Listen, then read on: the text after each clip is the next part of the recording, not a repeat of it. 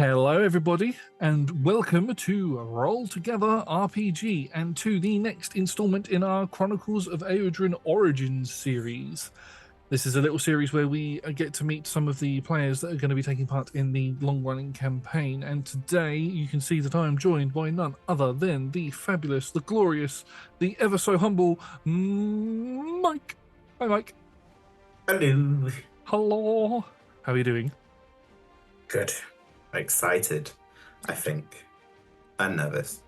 Excited, nervous, all the other emotions. Well, from what I'm aware, I'm the last one. So Last one at the I moment. don't know. At the moment, this is true. This is very true. There are others potentially coming.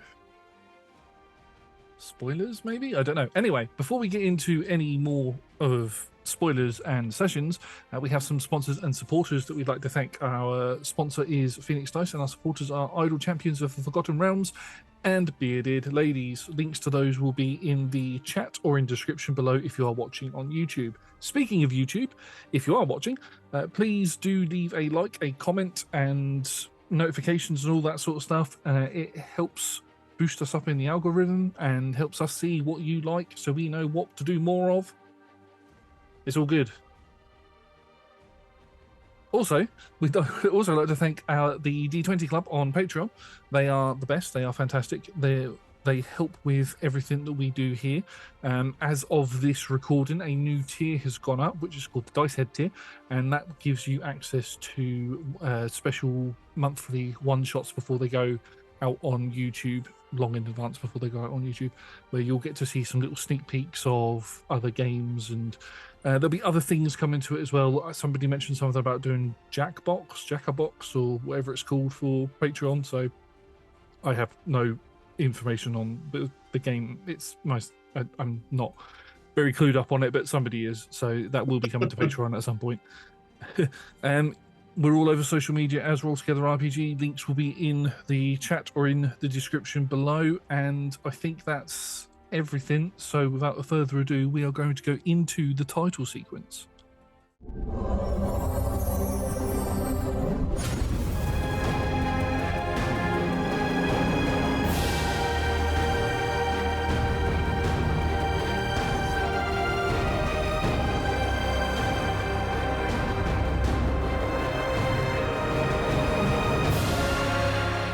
This particular story takes place in the northern part of Idorune. On the northwestern coast, there is a city known as Layrilla. The map will appear now for you to have a little look at that. Layrilla is the capital of the north. It's the capital of the Dimigan Empire, who rule the entire north. Not so much with an iron fist, but they have control over it. Layrilla is a town full of snow, full of mischief, full of dark secrets, and a lot of fighting.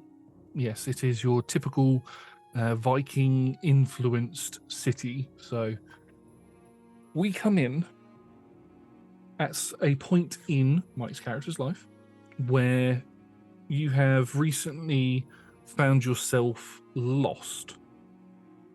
Your family, the Graves, you are part of the Grave tribe. You recently got separated from them in a snowstorm up in the mountains, and you have found yourself within the city on the streets. I'm going to pass to you now, just so you can give a little bit of a description and obviously give us the name of your character. So at this point, I'd be very young. So I'm probably in tattered, but more like thick leathers with furs underneath. He is bald-headed, even though he's young, with simple, non-developed sort of markings on his face and head. He is a grey orc of this world, and is looking probably pretty battered, not maybe a little emaciated. I don't know how long he was out in the storm before he sort of fell into this city and its runs. He's just looking cold, wet, and scared. So you don't know how long it's been, like how long you were traveling for, how long you were lost for. But in terms of how long you've been in the city itself, it's been about 6 months. And unfortunately, in that time, we've not been able to acquire any sort of job or lodgings or anything. Nobody's willing to take on a tattered, emaciated person that they don't know. However, so you've been living on the streets. A particular place that you have frequented, that you tend to sleep, is next to a construction site. This construction site, probably building, it's a 2-story building of some sort of quite large proportions, probably a house or a house for some rich person, or a tavern maybe. Not quite sure. There's not really any letters or anything posted on any walls or anything to say what's coming soon or anything. But there is a group of workers who have been working on this building for quite a while. Due to the nature of the weather up in this area, they can't. Building new buildings in the city takes quite a long time because the weather can get quite fierce. There is one person in particular. It's a human man with short black hair, little bit sort of like mutton chops on the side, who wears the typical worker's outfit that everybody else wears.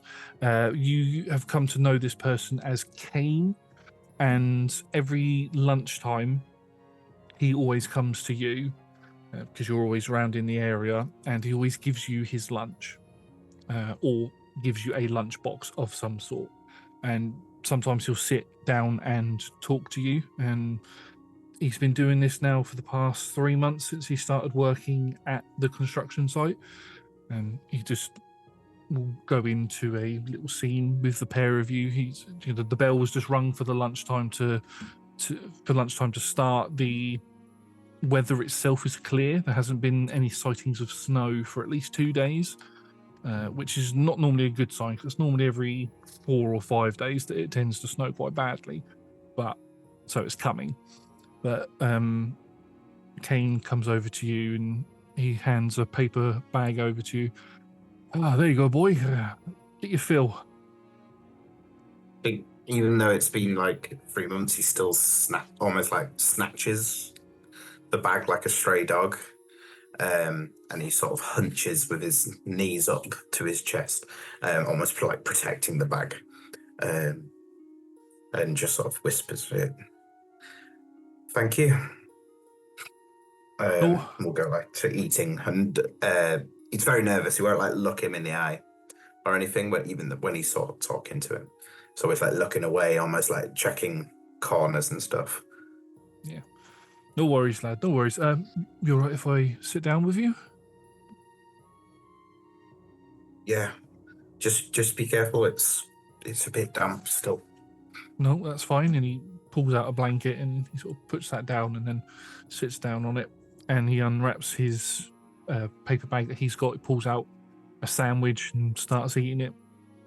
And you can see there's a little bit of steam coming out of his bag, as there is a little bit of steam coming out of yours.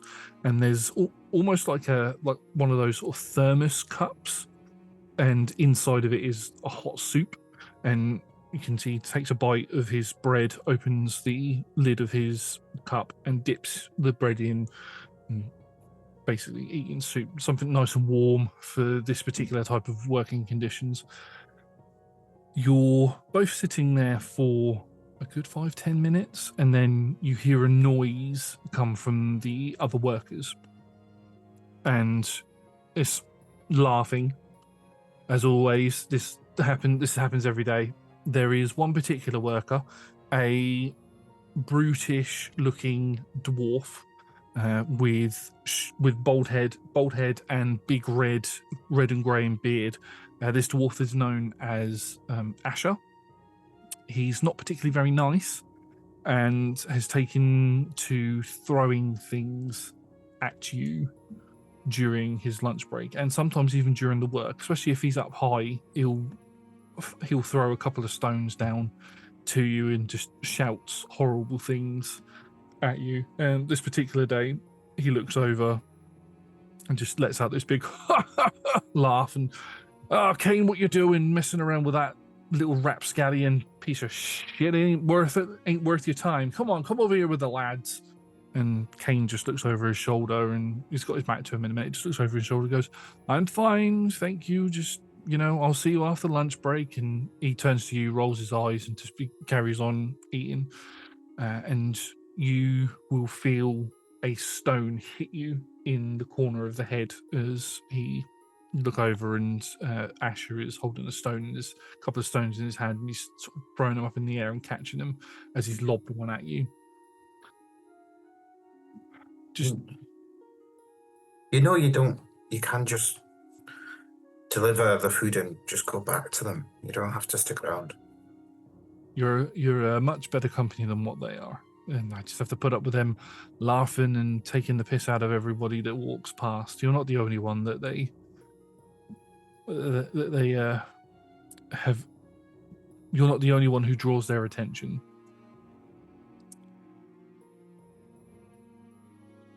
But you're the nicest one, so I like sitting with you, and it's nice to see that you get fed. So Right. I'm just sorry I can't take you back to my place. I haven't got the space. My wife, she's due any day now, so I can't really be having you stay with us, unfortunately. Otherwise, I would. Aren't you gonna get in trouble for taking extra food every day? It's fine. No, you're fine. My wife's good at allocating the different foods that we get, so there's always a little bit spare. So, you're all good. Don't worry about it. As long as I'm working on this construction site, you'll be fed.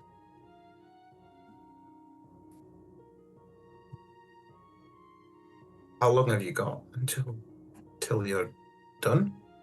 I mean, we've only got the framework up at the moment, so we're going to be here for a good couple of months.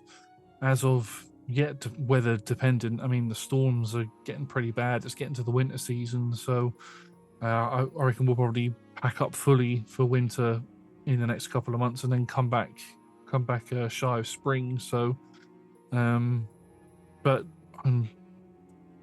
I'd be looking to try and find somewhere for you to go during the winter months. This particular winter is going to be quite bad from what I've heard, so I'd rather not have you out and about in it. Yeah, I mean, the cold bothers me, but it won't kill me. Well, it shouldn't kill me. That's what my father would say. I think.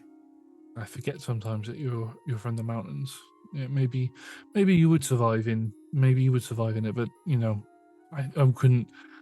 I couldn't live with myself knowing that I hadn't done something to try and get you in somewhere warm during the winter months, just in case.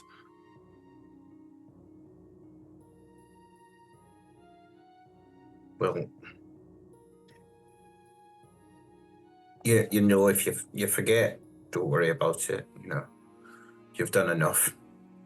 I won't forget. Right, I think that's me done. I'll come back and collect this later. Don't worry about hurrying or finishing or anything. I'll swing around once the shift's finished and pick up any rubbish and take the bits back to my house. So don't worry about it. I'll see you later. Okay. Mr. Kane. Yes. Thank you. You're welcome. You're welcome. And he goes to put his hand on your shoulder, thinks better of it, gives you like a really awkward thumbs up, turns around and walks back as the others are all going laughing, and then the bell rings and they sort of almost at the same time stop, and then everybody turns and starts going back to work. Over the course of the rest of that particular day, you again feel the odd stone hit you in the head as Asher is up in the rafters of this framework of a building and is throwing things down towards you and laughing while working. A couple of the other workers he's with are laughing as well. And at the end of the shift, Kane comes round and picks up the sandwich bag and the pack up box and everything, and takes it with him home. Gives you a nice smile and everything, and disappears home. And nighttime is pretty standard. You have to find somewhere to sleep because of your particular nature of being a bit more hardened to the snowy conditions. Finding somewhere sheltered is not as important for you. You do see that there are a few other people who are also also homeless, who will cower in corners, in alleyways, in shop doorways, and all of that sort of stuff. But it's quite easy for you to sort of go into an alleyway or into a courtyard or something, or into one of the parks, one of the snow-covered parks, and just sleep out in the open. Really, it doesn't really bother you too much. Although for you, it's probably with the fact that it hasn't snowed over the past couple of days, for you, it's probably more like summertime than winter time. Even though it's still like below, for real world terms, it's like below zero. It's like minus 25 or something at the minute. For you, it's like that's hot. That's like 18, 20 degrees Celsius over here. Do we do Celsius or Fahrenheit? I can never remember. Degrees. We just say degrees now. Celsius, it's Fahrenheit in America and other places. And other places, yeah.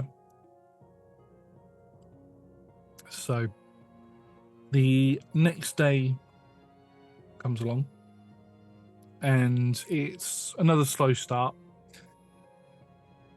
For the workers anyway, you're probably hovering around the construction site area when you notice that there's a few flakes falling from the sky.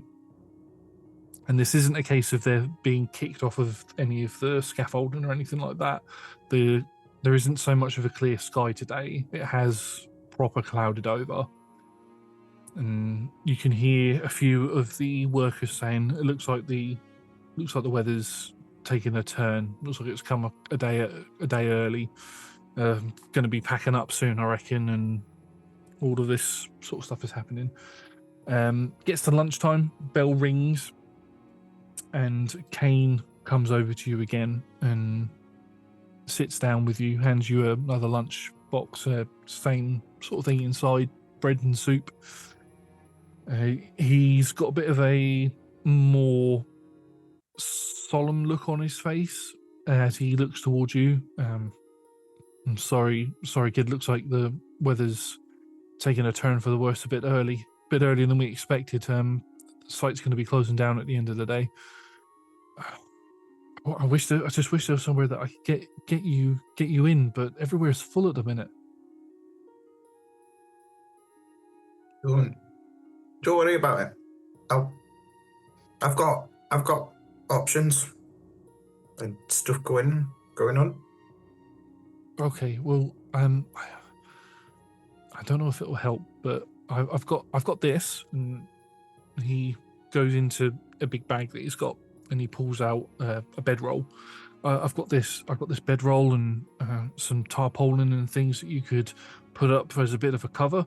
It's from I had to dig it out of the loft. It's from my old adventuring days. So I mean, they're yours. I have no need for them now. Use those to protect yourself during the harsh snow. Thank you. I got an idea of what I need to do.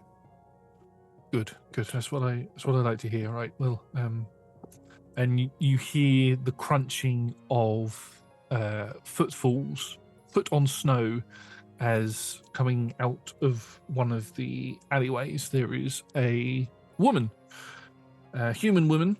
She stands probably around 5'5", 5'6", long brown hair that's tied up into a very tight bun, very heavily pregnant and carrying a small basket of food. She goes, darling? Oh, there you are, darling. Oh, I've been looking for you. And Kane looks towards her with a really shocked look on his face and sort of gets up and runs over to her. He's like, what are you doing out here in this weather? You could bloody slip over. I'm fine, don't worry about it. And looks over towards you. Ah, hello there. You're okay. You've met this woman. Her name is Judith, Kane's wife. She has sometimes, when Kane hasn't been able to get to you because of weather and all that, you've noticed that she's come out in the weather, even though she's pregnant, and has delivered you food. Kane has complained numerous times that he keeps trying to get her to put her feet up, but she will not have any of it. She is constantly not wanting to do that and wanting to be on the move. But yeah, she looks to you and goes, "Oh, are you all right? Oh, I see Kane's giving you the tent and the tarpaulin and stuff. I'm hoping that you can find somewhere safe to stay tonight. I apologize that we can't put you up in our own home. We've only got the one bedroom, unfortunately, and I mean, even we've had to move out of that to make it a nursery."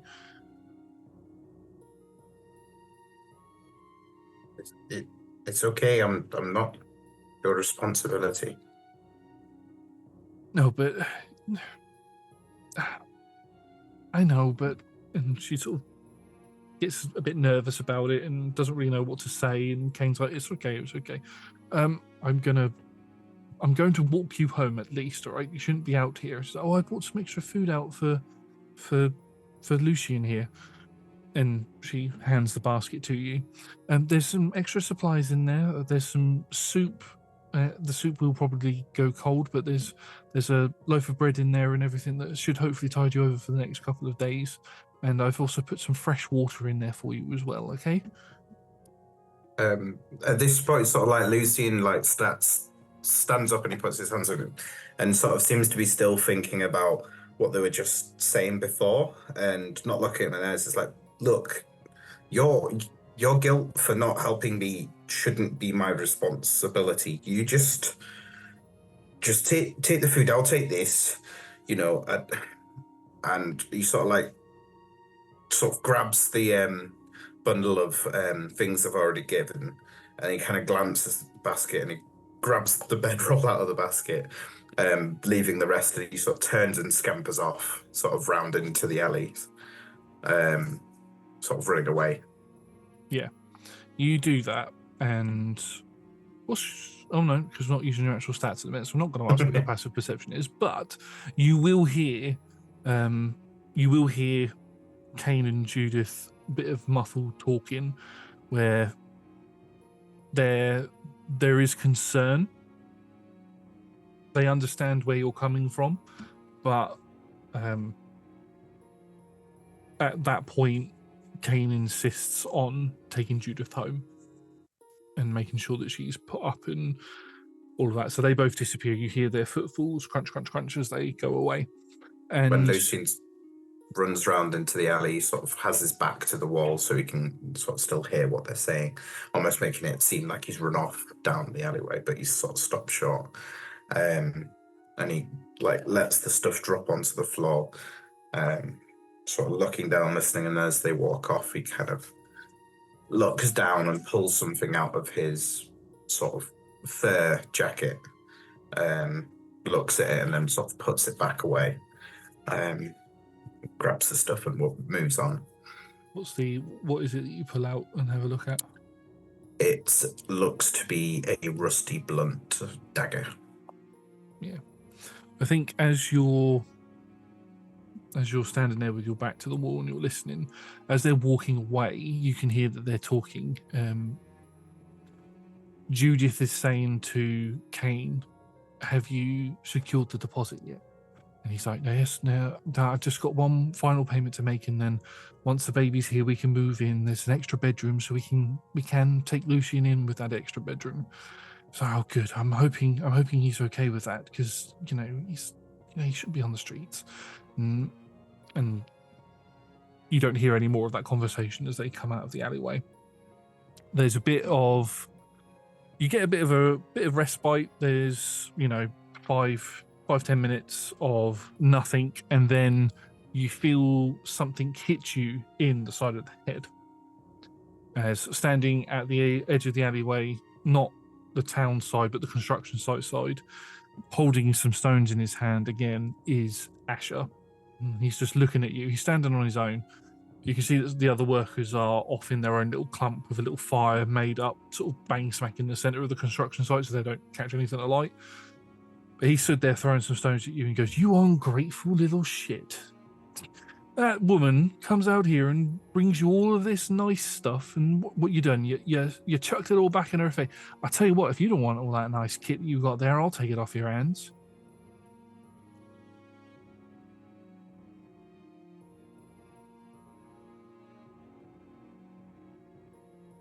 At this point, the snow is beginning to start coming down quite heavily.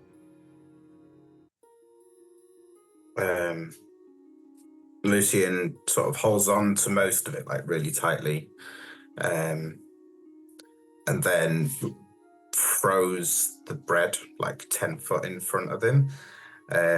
He's still got that sort of like beaten down look, and he's sort of looking just to the side of him and not actually at Asher, but he throws it about 10 foot in front of him, sort of maybe near his feet. Oh, a little bit of bread. That's nice. What about the rest of it then? You obviously don't want it. I can take it off your hands if you want. One thing at a time. You should pick it up. Oh, I should pick it up, should I? How about you come over here and pick it up for me and hand it to me?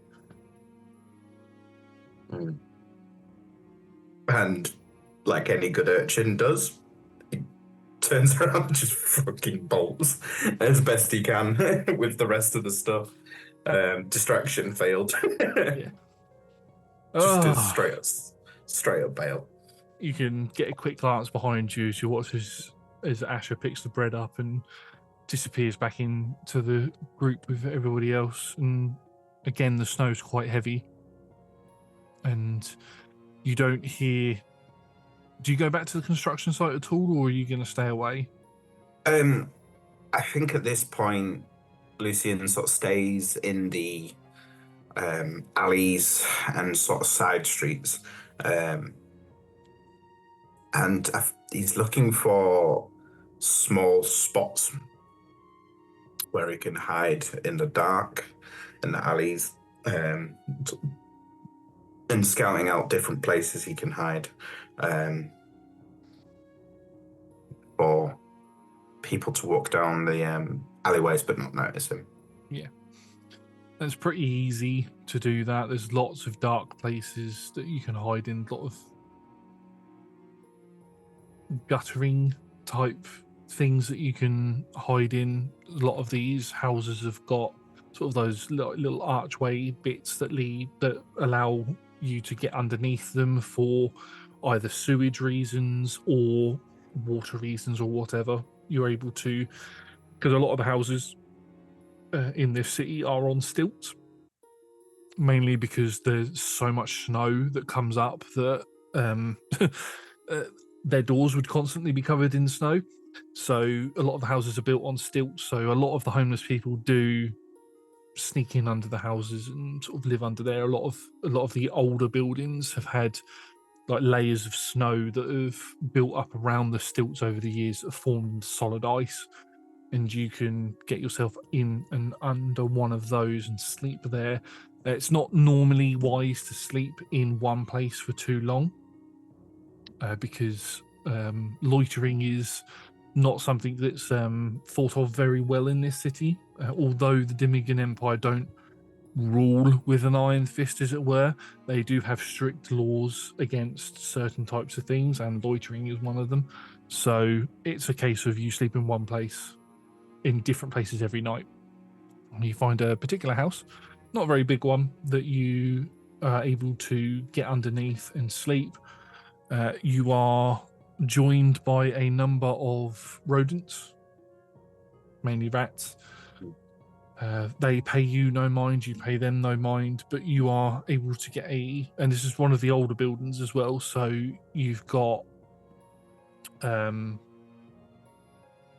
a thick layer of ice, almost like an igloo around the sort of stilts that the house is on. So it's at least a little bit warm in here. He's definitely not sleeping, and he's almost like weighing options. You can see he's like thinking away. If I can just get enough money for a couple of weeks of food or enough supplies, I could maybe get back into the mountains. And he turns and he buries the bedroll and the tarp and stuff. Because if you leave anything, someone else will just nick it from probably a lot of if there are any other teenagers sort of his age on the streets, they'll just nick stuff off each other to survive. So he buries it all and leaves a marker so he doesn't lose it when the ground inevitably freezes back over again after it's sort of been dug up, and leaves everything but takes the blunt knife. Have I ever followed either Asher or any of the other builders or Kane home before? Do I know where they live? Do you think you would have? Is that something that you would do? Would you follow any of them home? I've just realised I just completely reversed that question on you. Yeah. Probably Asia. Maybe when I was a little earlier on and not quite beaten sort of emotionally and physically, I might have been a little more ballsy and cocky, being a teenager with no real consequences until this moment. Potentially might have left, a dead rat in Asia's house or something to stink it out, things like that for being a dick, sort of those little, comeuppances. And I reckon he will have almost like a stray dog followed Kane home, and Kane's almost had to. That's probably where Kane got caught by Judith. Was like, why is there a teenager's outside the house all the time, and Kane's had to go sort of, you're gonna get us in trouble, go on, sort of thing. I think with following Asher home, I think the reason why he picks on you so much now, a lot more than what he did before, is because he realised that it was you that was constantly putting dead rats or pulling other pranks, as it were, on him, and that's caused him to take a bit of a hatred. Caused him to have a bit of hatred towards you and pick on you a lot more than what he does anybody else. He's the typical sort of person that whistles at people as they walk past the construction site, and he gets a bit rowdy in the bars and taverns and things. Just an all-round. He's an all-round knob, but as well that he is quite well off. He comes from a family of merchants, particularly miners, merchants and miners mainly, and being a dwarf, his family are experts at their craft, which is mining. So he doesn't actually need to work, he just does it to sort of curb the boredom. If he just stayed at home all day, he doesn't like the idea of staying at home all day, and he doesn't like the idea of being in taverns all day either. So the idea of tormenting people all day seems to fit him a lot more. But yes, he definitely is a man with a lot of money. Well, I guess I'll go there first, but if Ash is in the house, he wouldn't even attempt to get in. He doesn't know. He's not a skilled thief of any kind. So I guess I'd go check out Asia, see if I can just, if there's anybody in, then I guess I'd maybe move on to some of the other construction workers. But I guess if it's getting later in the evening, don't know. Yeah, I'd start with Asia. Yeah, so you go to his house. There's no torches on, no lanterns or anything. It's in complete darkness. It is one of the larger houses in this particular district, 2-story, whereas a lot of them are 1-story. It's on stilts. It's an old house, so it's got that thick layer of ice around the stilts. Very thick layer of ice, almost to the point where they're sort of sloping off. And you can see where some kids have probably sort of jumped over the barricade, not the barricade, the banisters, and have made like a slide out of the different mounds of snow that have formed around. You know that Asher doesn't have any children, lives on his own in his family's home. His family work from various different locations around the northern part of Idorune, so he sort of holds down this house, but the light itself is turned off. So all the lanterns and all of that sort of stuff are all turned off.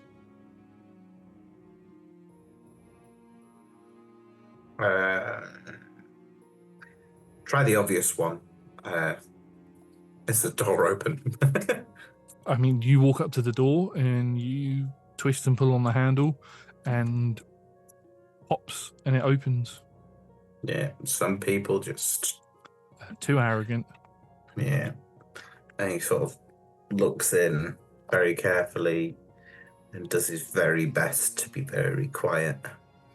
Sort of sneak around and just start pilfering. I don't think he really knows where the logical place is to either hide wealth or keep stuff is, so it'd be a relatively random search. Plus, I'm not entirely sure how familiar with houses in general I am, being from a herd, or tribe. So yeah, he just like ransacked the place.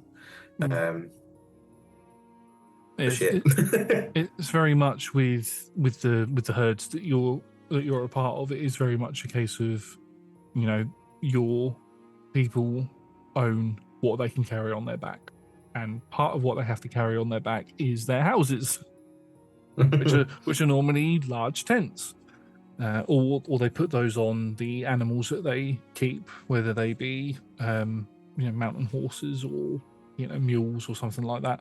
But you go around and gold has got some value, and that silver has value and a little bit of value and all of that sort of stuff.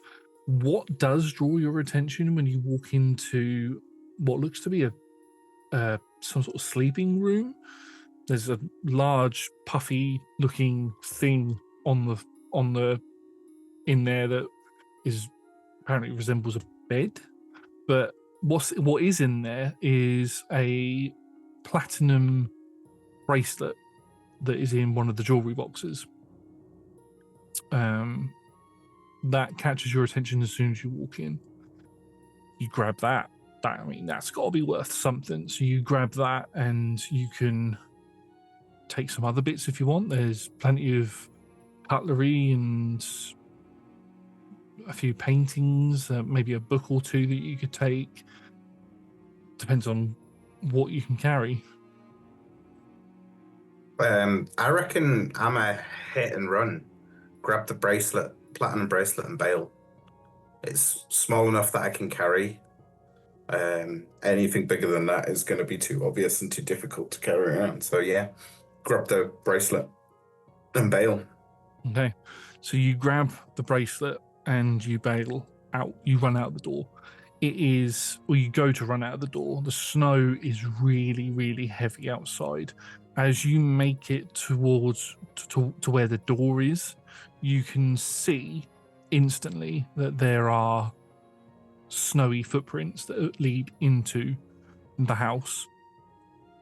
These snowy footprints are not yours. They're larger.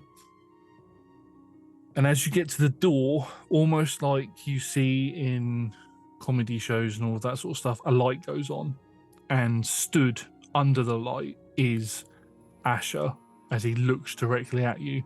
You little fucking shit, think you can steal from me? And he charges at you.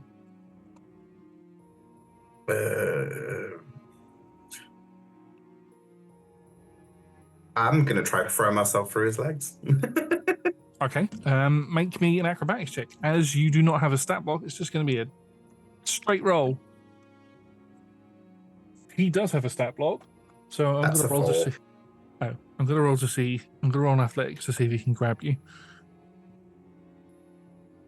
Well, that was 18, so he's going to. As you go to slide under his legs, he just bends down, grabs you around the waist, and picks you up so that your legs are dangling in the air and your head's down. And he just charges out of the door, breaks the door off of its hinges, breaks through the banister, and both of you tumble down into the side alleyway of the house, down the snow ramp.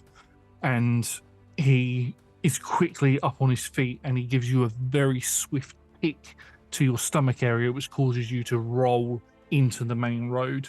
Little fucking shit stole from me. Bloody, that's my family bracelet he's got. Little thief, little, and he's shouting. He's like, I'm gonna fuck you up, you little. And Josh was going to say a word then that he does not like, so I'm not going to say that word, but you little, see you next Tuesday. There you go. Yes. Lucian takes the bracelet and throws it to the floor. Away from, just take it was a mistake. Sort of screaming out, oh, just stop, I'll leave, you'll never see me again. No, you ain't getting away with it this time. He walks up to you and he clocks you right round the side of the face. You fall to the floor. You can see that there's a crowd beginning to form now. This particular area, there's a lot of workers, and a lot of the people that he works with who laugh at the things that you say have begun to form a semicircle around him, and you can hear through the blur and haze of it all as the snow's falling down. You can hear, "Hey, leave him alone!" And pushing through, you can see Kane gets through, and it's like, "Actually, leave him alone, man! Come on!" And he runs over, and you can see that Kane's trying to help you up onto your feet. Asher walks over and gives him a good gut punch, and as Kane sort of and falls to the floor, he picks both hands up and hammer slams them down onto your back, causing you to fall flat to the floor as you try to get up. I ain't letting this little shit get away with fucking stealing from me. Now, I don't care how kind you are to these people, Kane. I ain't fucking putting up with it. Little fucker steals from me, he dies. And he grabs you by the scruff of the neck and picks you up as Kane gets up and sort of tries wrestling his arm. Obviously, Asher's a dwarf, so he's on the shorter stature. So as he goes to pick you up, your feet do touch the floor. You're not dangling or anything. So at the minute, you've got Asher with his hand firmly around your throat. You've got Kane trying to get in between the two of you. What would you like to do? I try sort of wiggle free enough to put my hand underneath my jacket and pull the knife and sort of try and flip round to stab Aisha. Okay, so you do that. Roll me, again, I'm going to say roll me an attack roll. Again, you have no stat blocks, so it's going to be a straight roll. And I don't need to roll anything. Okay, I was about to roll something then. That's a 9. 9. So as you as there's all of this confusion, there's snow falling around all of you. It's quite heavy now. It's getting to the point where it's starting to settle on your shoulders and on your arms, and as you move, it flicks off like dust. And Asher is losing the grip as you're trying to wiggle out.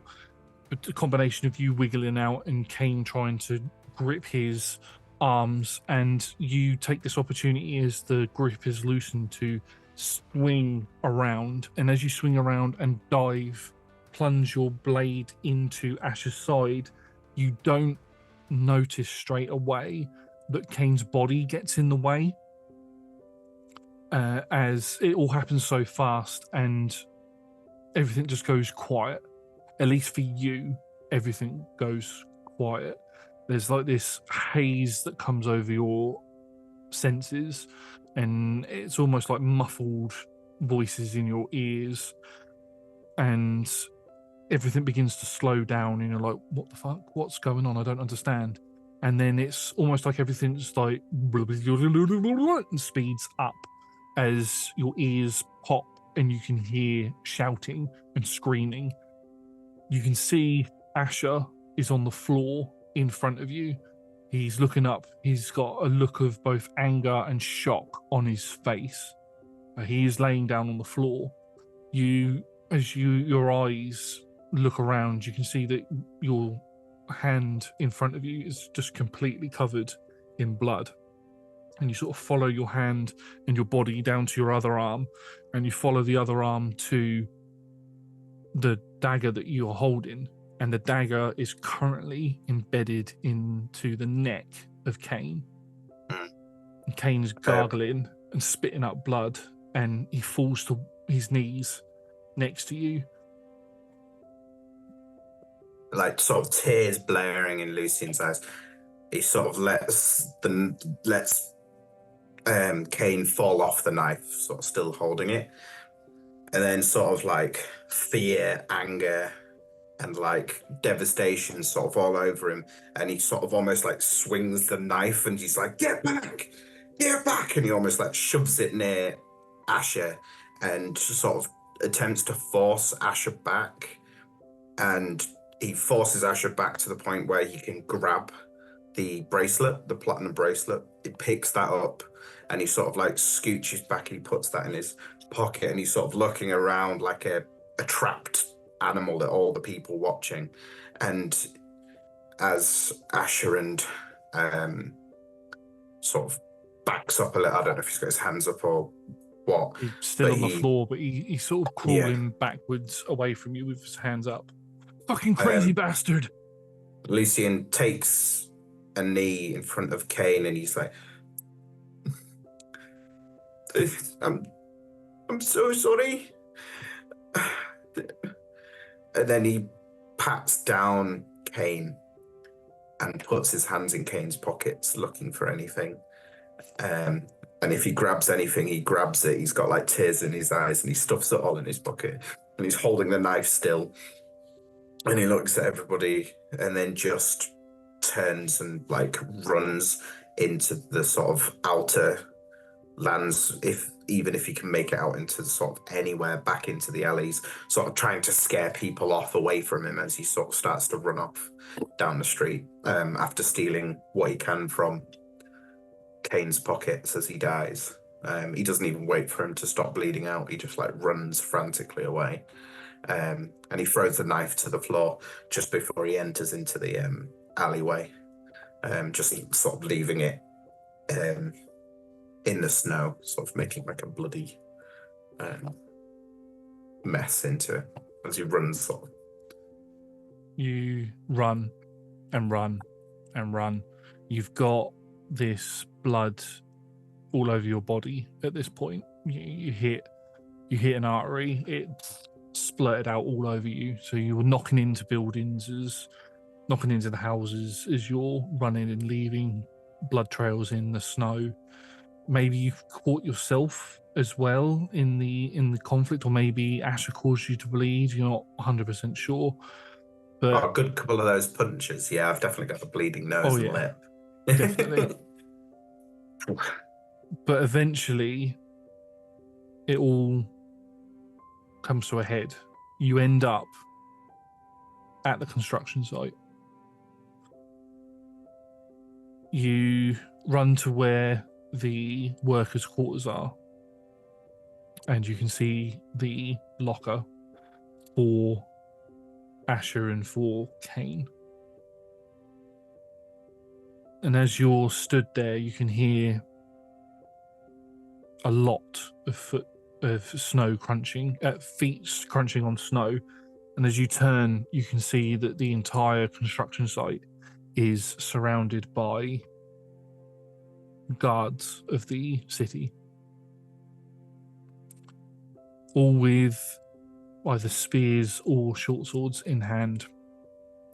A figure of authority, leader of maybe the captain of the guard or a sergeant or something, steps forward.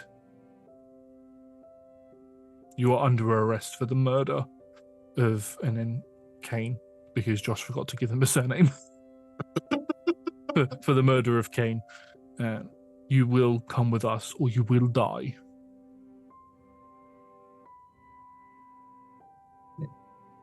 So he's not going to be okay.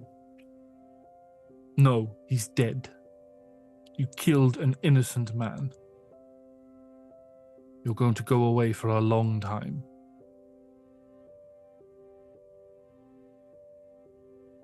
Okay. And he just holds his hand out. Guards walk up to you. They don't bind you straight away. They start off by throwing you to the floor and they tie you up that way. And then they pick you up, trying to cause the least resistance, as it were. And they lead you to the guard tower, the guardhouse.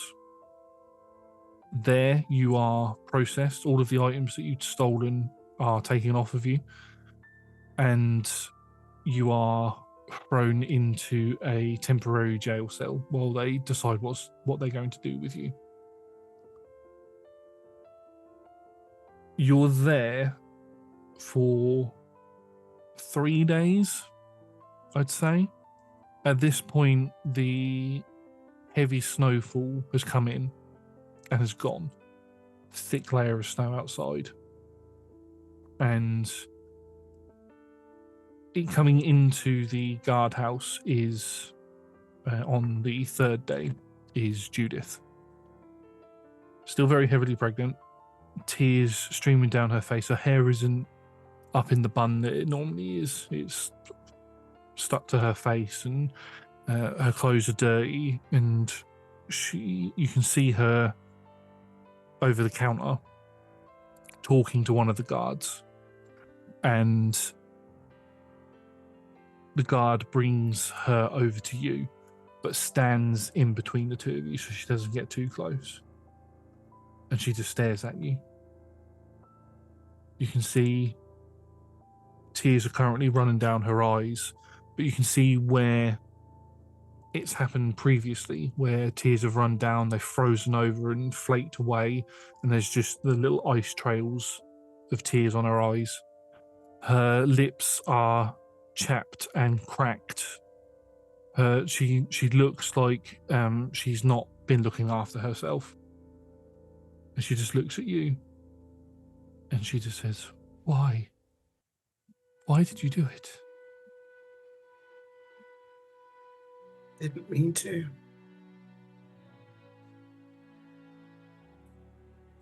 But I did.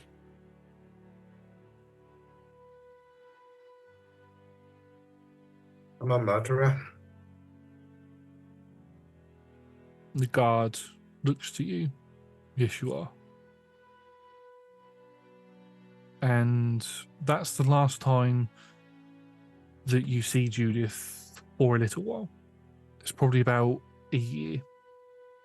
During the year, you are processed for murder.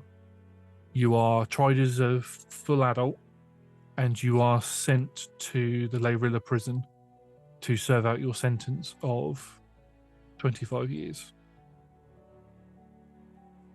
There were calls for you to be executed, but the Dimigan Empire recently abolished execution, so that doesn't happen. You are put into the prison instead, and you are basically made to work within the prison itself, digging and mining. The prison itself has its own mining area that you can mine. Words. The ironic thing is that the mining area is owned by Asher's family.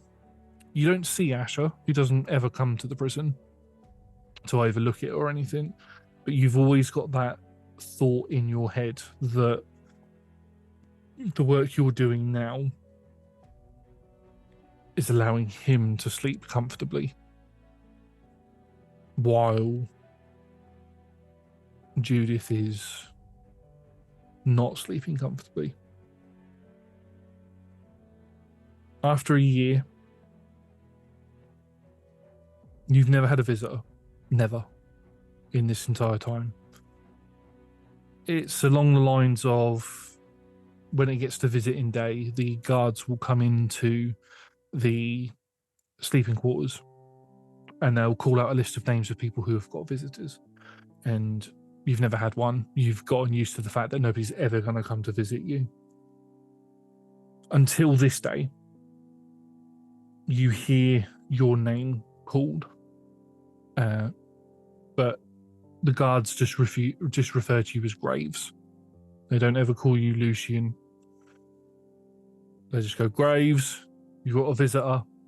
Line up with the others.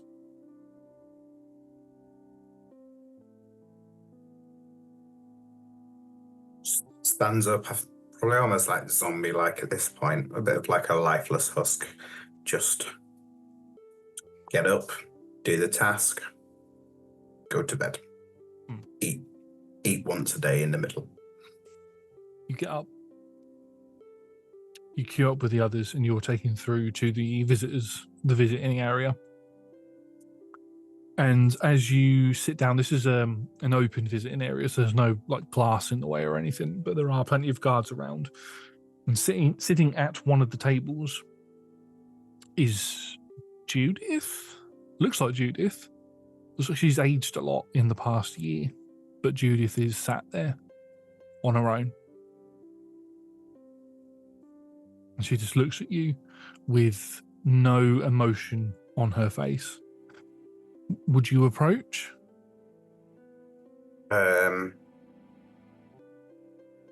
He definitely looks back for a second where he's just like,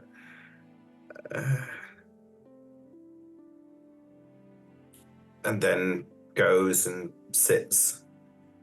And it probably for the first time ever, he gives Judith the decency to look her in the eye. And you can see, looking back at you, stone cold. No expression, no emotion. She just looks at you. She stares at you for a good while, to the point where it makes you feel uncomfortable. And then she speaks. It's been a year since you took Cain away from me. In that year, I've had a healthy baby daughter, and I'm now raising her on her own.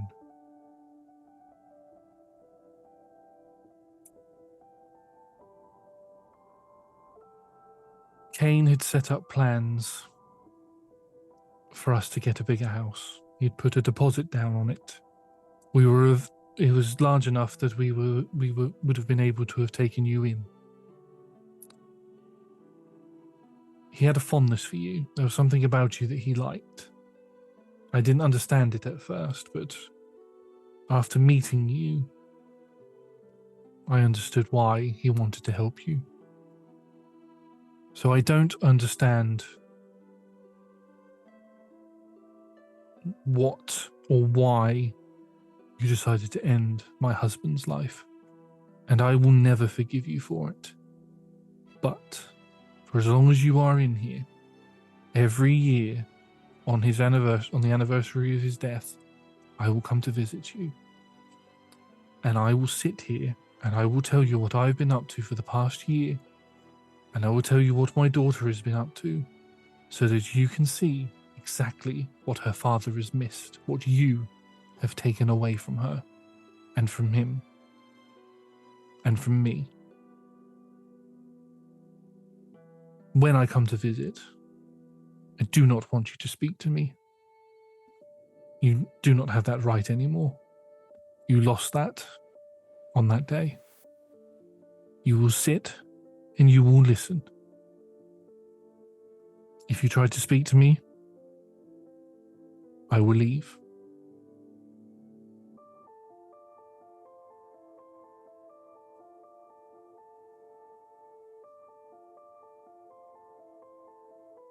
Obviously, you don't say anything to her because of what she's just said, but she looks to you expecting a reply. Realizing she's not going to get one, she nods. I will see you in 1 year. She stands up. Don't go getting yourself killed in here. You don't deserve it. And she walks out.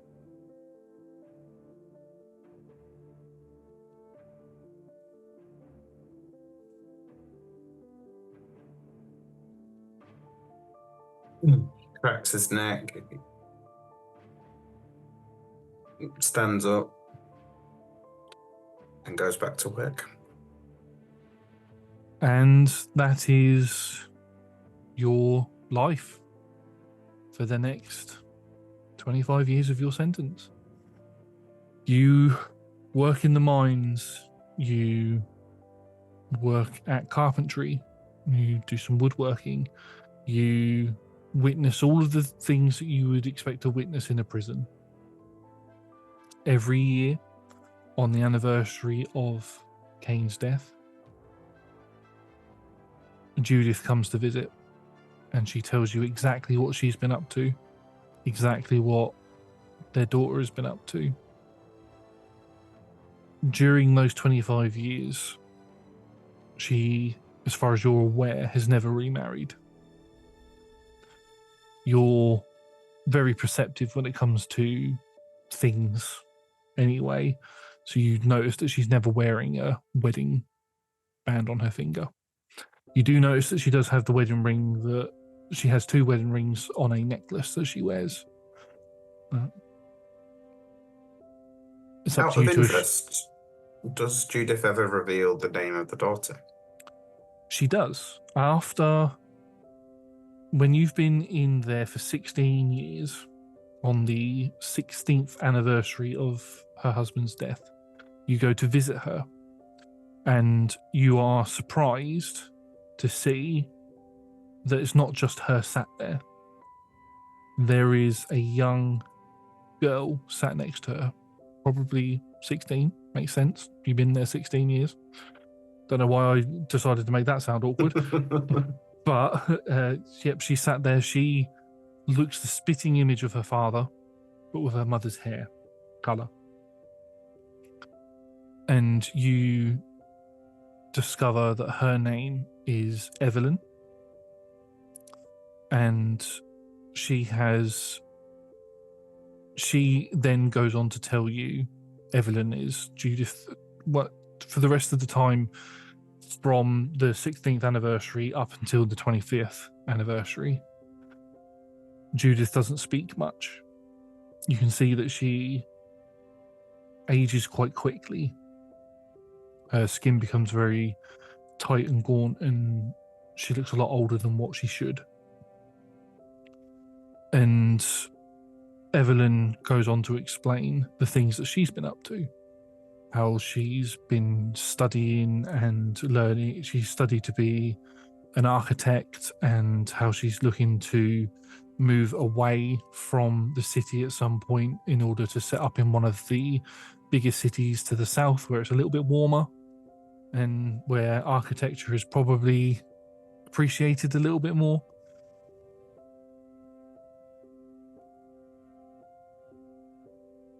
And it gets to, and this, you know, you get more of this information as the time goes on. And as you get to the 25th anniversary, and it's only a few days until you're due to be released. And again, you're called to say that there's a visitor. You go, and you find that there is just Evelyn there, no Judith. Evelyn has always been a bit perky with you. She's never been as stone cold emotionless as what her mother has been. She's always had like a little bit of emotion in there. You can see a lot of her father comes out of her when she's talking to you, and there's a few times where she's tried to be caring towards you and her mother's given you a stern look and she's sort of backed away from that. But Evelyn is sat there on her own, a few tears running down her face as you come out, and she just looks at you. You can speak to me if you'd like. I don't have any rules or anything like my mother did. I've never heard your voice.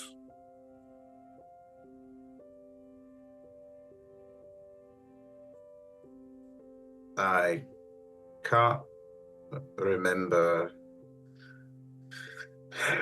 the last time I really spoke since your mother told me to only bear witness.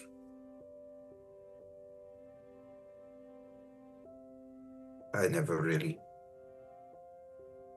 have much to see. I'm sorry, though. I'm sorry to not see Judith here. Mother is ill. She probably won't survive the season, the winter season. I have come here to ask you to visit us when you are released. Please.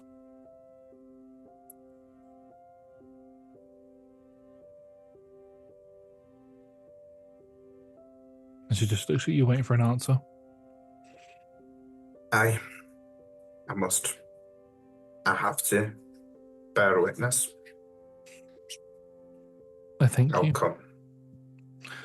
I thank you. Now, my mother is not here, and as I said, her rules do not apply. The rules that she set for you all those years ago when I'd just been born. So you are free to speak if you wish. I've read journals that my father left, and up until his death. And in a lot of his more recent journals, he spoke of you quite a lot. He spoke of you quite highly as well.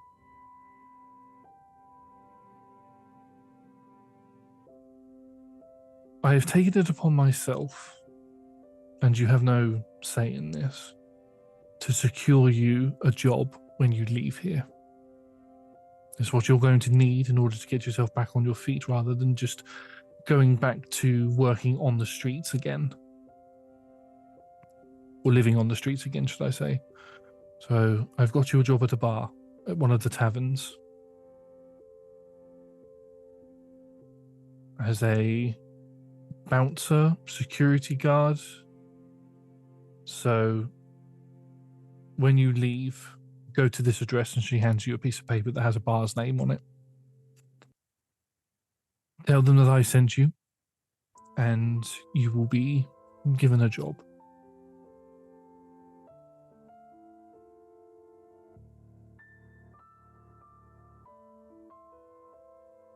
It's funny, he's always stared at them in the eye ever since. But as soon as she does this, like, one act of kindness, he immediately can't look at her in the eyes anymore. And he almost returns back to that kid 25 years ago who could never.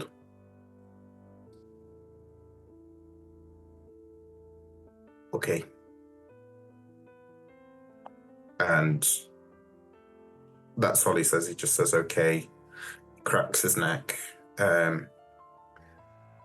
It's at this point, I feel like it's quite a fair thing to say that Lucian is probably about quadruple the size of when he came in, training, working every single day in silence, has created an absolute mountain of a creature.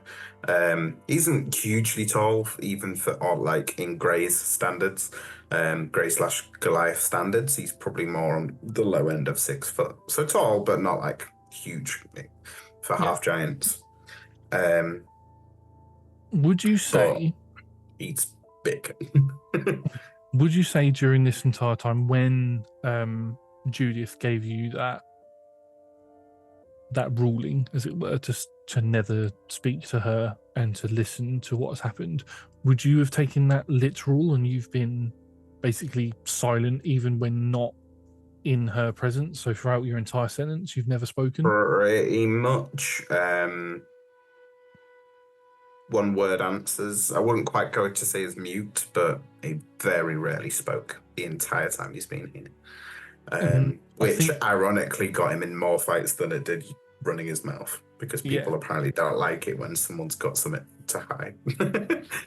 Yeah, when you don't speak up, a lot of people, especially more so newer people who are inducted into the prison, they want to assert themselves as the new bigwig of the prison and all that sort of stuff, and they think trying to take on the quiet one is the best way to do it.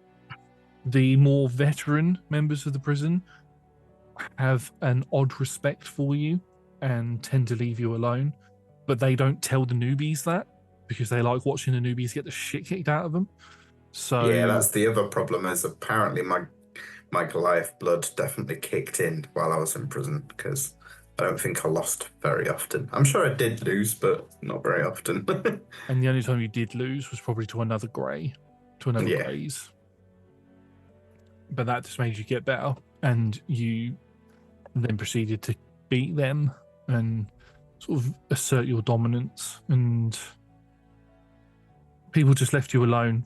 You had a couple of them approach you to join their gangs, but no, you chose the life of a loner, and the veterans of the prison respected that.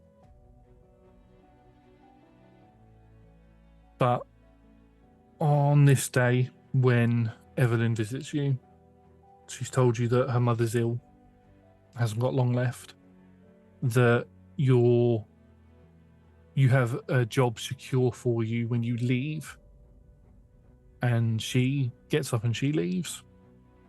And 3 days later, you are released after serving 25 years for murder, and you are able to go and find yourself, you are able to go and find the bar that she had told you to go to.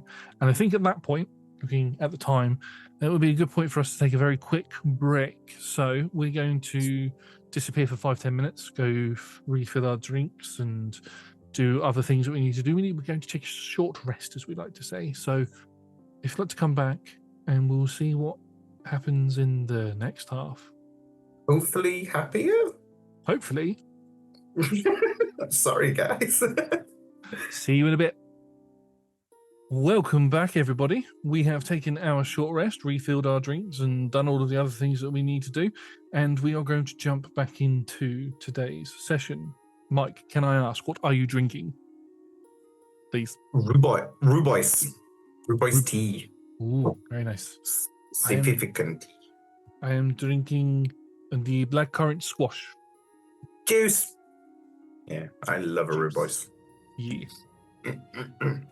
Lovely. Right. In the first half of this Origins episode, we met Lucian Graves, who, as a younger person, was left homeless on the streets of the city of Lerilla. They had befriended a construction worker named Kane, and had been picked on by another construction worker called Asher. there was a bit of a, shall we say, an incident where Lucian decided that he needed some money and tried to steal from Asher, who is from a very well-known and established family in the city. Got caught, beaten almost to death, and Cain tried to step in as Lucian went to stab Asher, accidentally, fatally wounding Cain in the process. Lucian was chased and put into prison for 25 years. And during those times, on the anniversary of Cain's death, his wife Judith would come and visit. On the 16th anniversary, their daughter Evelyn came as well, and we ended the session off on the 25th anniversary, 3 days before Lucian's release, with Evelyn coming to visit, stating that her mother was ill and that Evelyn would like for Lucian to come and see her when he gets out, and also providing him with a piece of paper with the name of a bar on it where Lucian will have work when he leaves. So that's where we come back in. 3 days have passed since Evelyn has visited. You are released from your prison with your piece of paper in hand. Evelyn did say, I forgot to say it before, but Evelyn did say that they are still living in the exact same house that they were living in before. They've been living where Cain lived as well previously, so you know where that is if you want to go there. The bar itself is called the Dust and Dive. The Dust and Dive Bar, and it is located in the southern western quarter of the city near the cliff sides. So, where would you like to go? Would you like to go to see Judith and Evelyn, or would you like to go straight to the bar? I think probably go and see their Judith and Evelyn, seen as Judith's not well, and I don't know the details of how unwell. So I wouldn't assume. So with whatever I can carry on my back, I will walk there. What are your rules on greys? Am I allowed a beard? You're allowed a beard, yeah? Just because I know they are famously hairless. But Goliaths are, but you can have a beard. So he hides his face. Am I branded at all as a murderer? I would not so much. I reckon that the way that they do it in the prison is you do get branded with like a prisoner's number, so the number of prisoner that you are, and there's always a symbol that's put in front of your prisoner number that indicates what you're in there for. So that symbol would be, let's just say it's like an M, and then it's got your prisoner number on it, and that indicates that you are murderer 005678 or something like that. So yeah, so you would have that on your forearm where it's very visible. Yeah, and I'm quite tattooed up as well at this point, so I look quite drastically different to the kid. But yeah, I walk slowly through. Again, for such a big guy, it's quite surprising how easily he finds it to kind of just blend in. Yeah, he chooses to use the back alleys more than he would the main roads, things like that, to head to the town. Things look obviously very different for you. Having been in prison for 25 years, there's some of the alleyways that you go down either now end in a dead end because a new building's popped up, or extend outwards into a new open area because a house has been knocked down at some point. You do go past where at the time the house that was being constructed was being made, and it did turn out to be a not a house, not an inn, but more of a hotel. So you find actually not so much a hotel, but more a what they called a wayward house for homeless people. So that's what was being built there. So it's sleeping accommodations and a hall area for people to be fed. So, and you can see as you walk past, there's quite a large queue of people outside. Think of it like a food bank as well. People go there to get food for their homes and all that sort of stuff because, every world needs a cost of living crisis. But yes, you make your way using the back roads and learning new things, learning how new pathways have been created and through new buildings being made or houses being demolished. And eventually you get to a small little rundown shack. Just before I make it there, can I make a stop off somewhere? Of course you can. Or try to. I'd like to try stop off and see if I can find the buried bedroll and tarp that it was wrapped in. Okay. Well, I would say at this point that you have access to your character sheet, so your level 2 character. So if you'd like to roll me a perception check, please. Or investigation. Too late. That is a 6. It's difficult to locate. You're not sure if the house is still there. You do get a bit trying to weave and wind your way through the streets. You do get yourself a bit turned around, and where you think the house is that you'd stayed before and had buried said supplies, you're not correct. The snow wouldn't have gotten into that particular hidey hole anyway because of the way that the ice had formed around the stilts, but you're not able to find it. So I'll leave that for another time. Yeah, and I'll head to the house. Mm-hmm. As you head to the house, it's a little rundown shack. Seen better days. Stilts. This is one of the few houses in the area where the snow is cleared away from the stilts, and there's no ice that's formed around it or anything. But you walk up to the steps. Do you knock on the door? You give it a nice knock on the door, and after a few moments, the door opens and a man is stood at the door. A youngish man, probably 25, 26, human with short blonde hair, green eyes, looks very what's the word I'm looking for? Looks very worn, I want to say. He's a worker. He's got like calluses on his hands, and he's got a bit of muscle to him from where he's done some sort of labor work. And he just looks you up and down. Can I help you? I'm here to bear witness with Judith. Looks you up and down again. Lucian? He holds a hand out to you. My name is Jonah.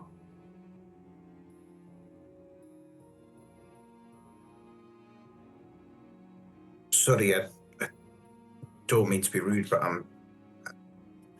feel like I need to get to Judith before I can continue any conversations. Right, of course. Please come in. And as you walk in, he goes, dear, Lucian's here. And you say, right, okay, brilliant. Thank you, honey. And you watch as Evelyn comes out of a little kitchen area. And this is, as said before, this is like a small 1-bedroom little shack. What would be the front living area, or the front room as we like to call it, has got a bed in it. Bed's made up. There's a couple of pictures around the sides. This looks to be where Evelyn's sleeping. Lucian, it's good to see you. Mother is in the bedroom. If you'd like to go through, I won't come in with you. I'll let you go in on your own. Would you like tea or anything hot? No, thank you. Right. Okay. And she carries on pottering around. Her husband, Jonah, sort of keeps an eye on you. He's helping Evelyn do bits of housework and stuff, but his eyes are constantly on you, watching you. And you can see at the other end the door that leads into the only bedroom in this house. So you can, whenever you're ready, you can go through. He drops his sort of like sack of whatever personal belongings he'd managed to sort of slowly get together over 25 years, and sort of plops it on the floor, does like a gentle knock on the door and opens, and he sort of glances in. As you glance in, you can see sitting in a chair, there's a bed in here, and there's also a chair and a cot. The sitting in the chair is clearly Judith. She's just sat there with the doors. There's like patio doors that lead out into the back space area, and she's got those are wide open, and she's sitting in a rocking chair with a blanket over her, and she's just sitting there staring out. He walks over and sort of sits opposite her, just sort of to the side, so he's not like in her view of what she's looking at, but close enough where it's not much of a difficulty for her to turn her head towards him, and goes onto his knees and places his hands on his knees and sort of just looks at her, almost making sure that he's lower than her. You can see that she's just rocking backwards and forwards in the chair. She looks like she's aged considerably. Her hair is completely grey. Wrinkles covering her brow and crow's feet, and she looks, instead of looking like a woman who should be in her 40s, 50s, she looks like she's 60 or 70. And after a little while of rocking, she looks over at you. You can see that her once hazel brown eyes are greyed. Not like insinuating that she's blind or anything. It's just that they've lost all of their colour.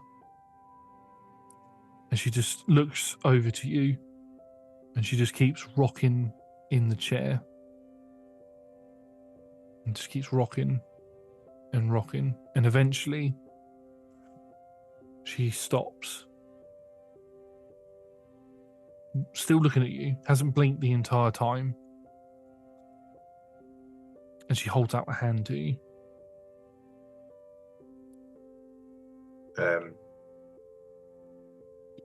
Takes it.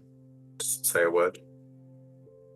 As you take her hand, her other hand clasps over the top of yours.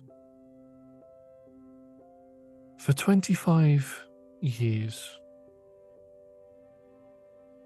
I have visited you in the prison on the anniversary of my husband's death. 24 years, should we say. I have told you all about my life and what I have gotten up to. I have told you about my daughter's life and what she has gotten up to. She has told you about her life and what she has gotten up to. And every time you have sat there and you have listened and you have never said a word. And from what the guards told us every time we left, you never spoke or hardly ever spoke while serving your sentence. To me, that, to any normal person, that would come across as a vow of redemption, or could be seen as you redeeming yourself. And some may even consider you redeemed for these actions, taking the choice of not speaking. However,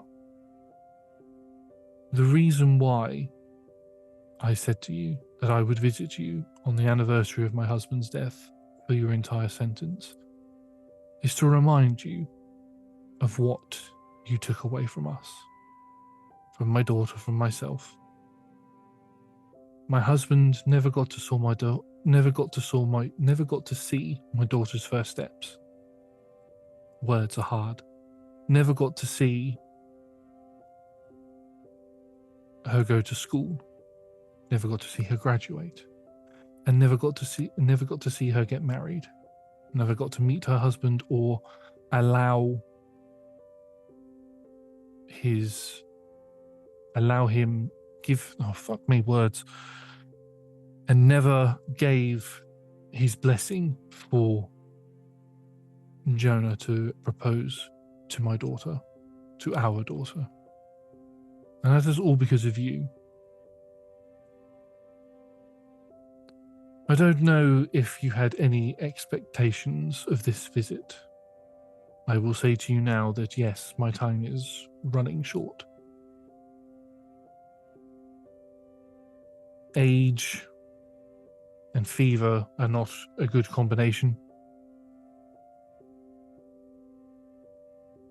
But I wanted you to know that no matter what you have done to try and redeem yourself, no matter what my daughter thinks, I will never forgive you. I will take that to my grave. Even when I am in the afterlife with my husband, I will never forgive you for you taking him away from us, for him not ever being able to experience these things, the joys of growing old, the hardships that we have faced. None of it.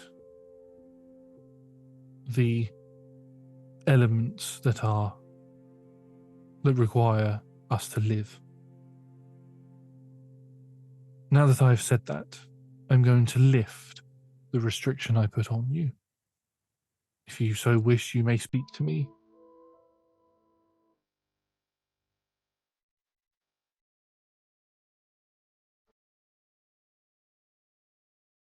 Thank you.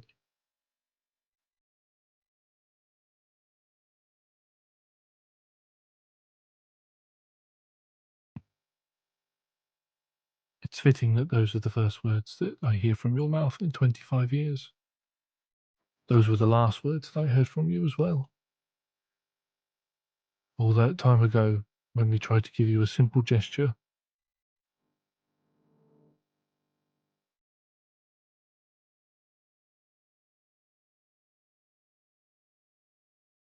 Now, I want you to do one last thing for me.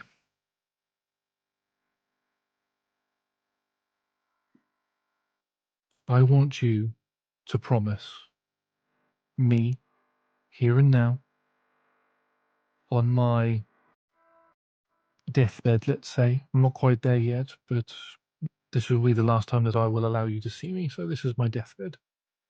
To you. You will do whatever it takes to protect my daughter. Whatever her decisions are. I know she does not intend to stay here. The memories are too harsh. Growing up without her father, hearing stories of him from people, never being able to experience his love. Growing up in this harsh land, I know she intends to move. You will go with her when that time comes. Or you would at least take her to wherever it is that she wishes to go.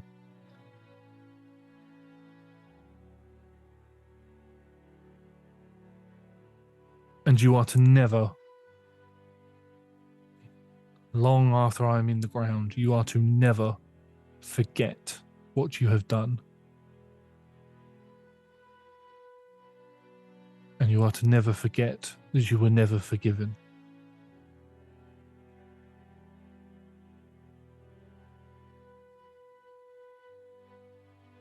Is that clear?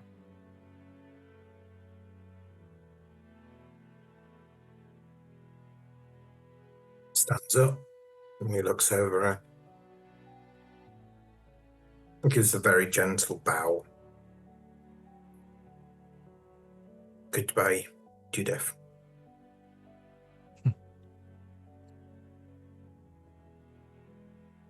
One last thing I have for you. A gift. It's in the box over there. And she gestures towards the dresser next to the bed, where you can see a box on top. I go over and bring it back. You may open it.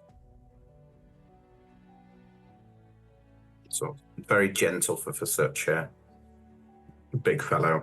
Sort of opens it up. Inside, there is a very nice, very finely crafted necklace. Very finely crafted. Slightly on the larger side than what you would expect a necklace to be, but it looks like it's a locket. Open it. Pop it open. You pop it open, and there are two pictures in it. The first picture is, these are paintings, not pictures. There's no actual cameras. The first is a picture of Cain and Judith, with Judith being very heavily pregnant. The second is a much older Judith with Evelyn, and Evelyn is in a wedding dress. This locket, and she smiles for the first time ever. Well, the first time that you've seen in 25 years anyway. She smiles. This necklace was made out of that platinum band that you stole from that dwarf. Bit of a confusion with whose belongings belong to who, and we ended up with the band. I want you to take that necklace. My gift, my final parting gift to you. And as a reminder, help you remember what you have done and where you have come from.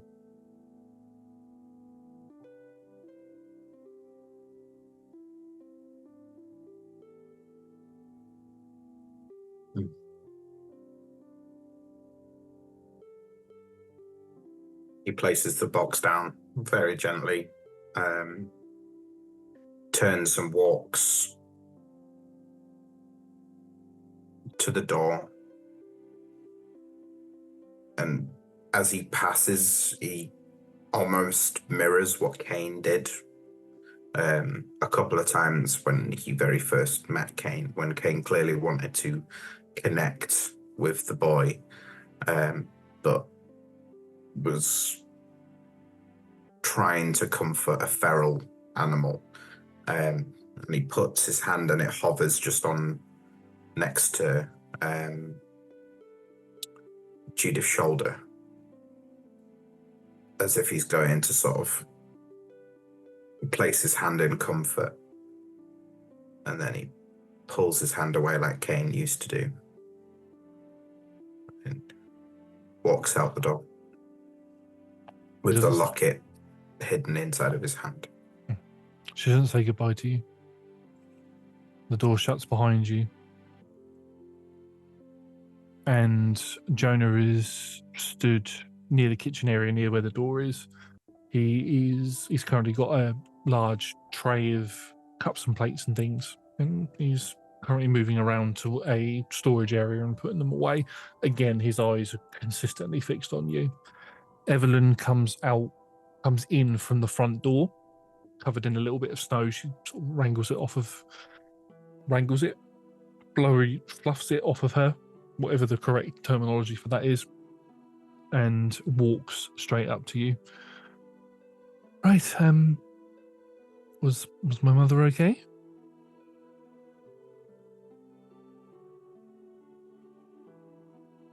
We said goodbye for the last time.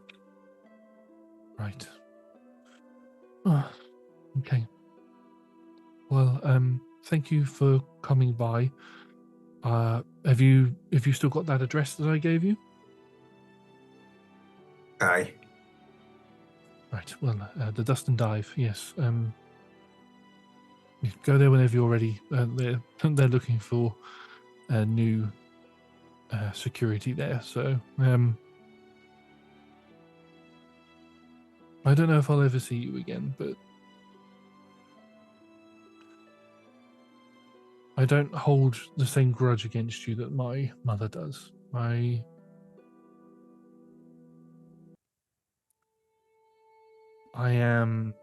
have resentment towards you for taking my father away from me before I even knew him. But this is where my mother says that I'm too much like my father. I can't hold that against you forever. So if you ever need somebody to talk to,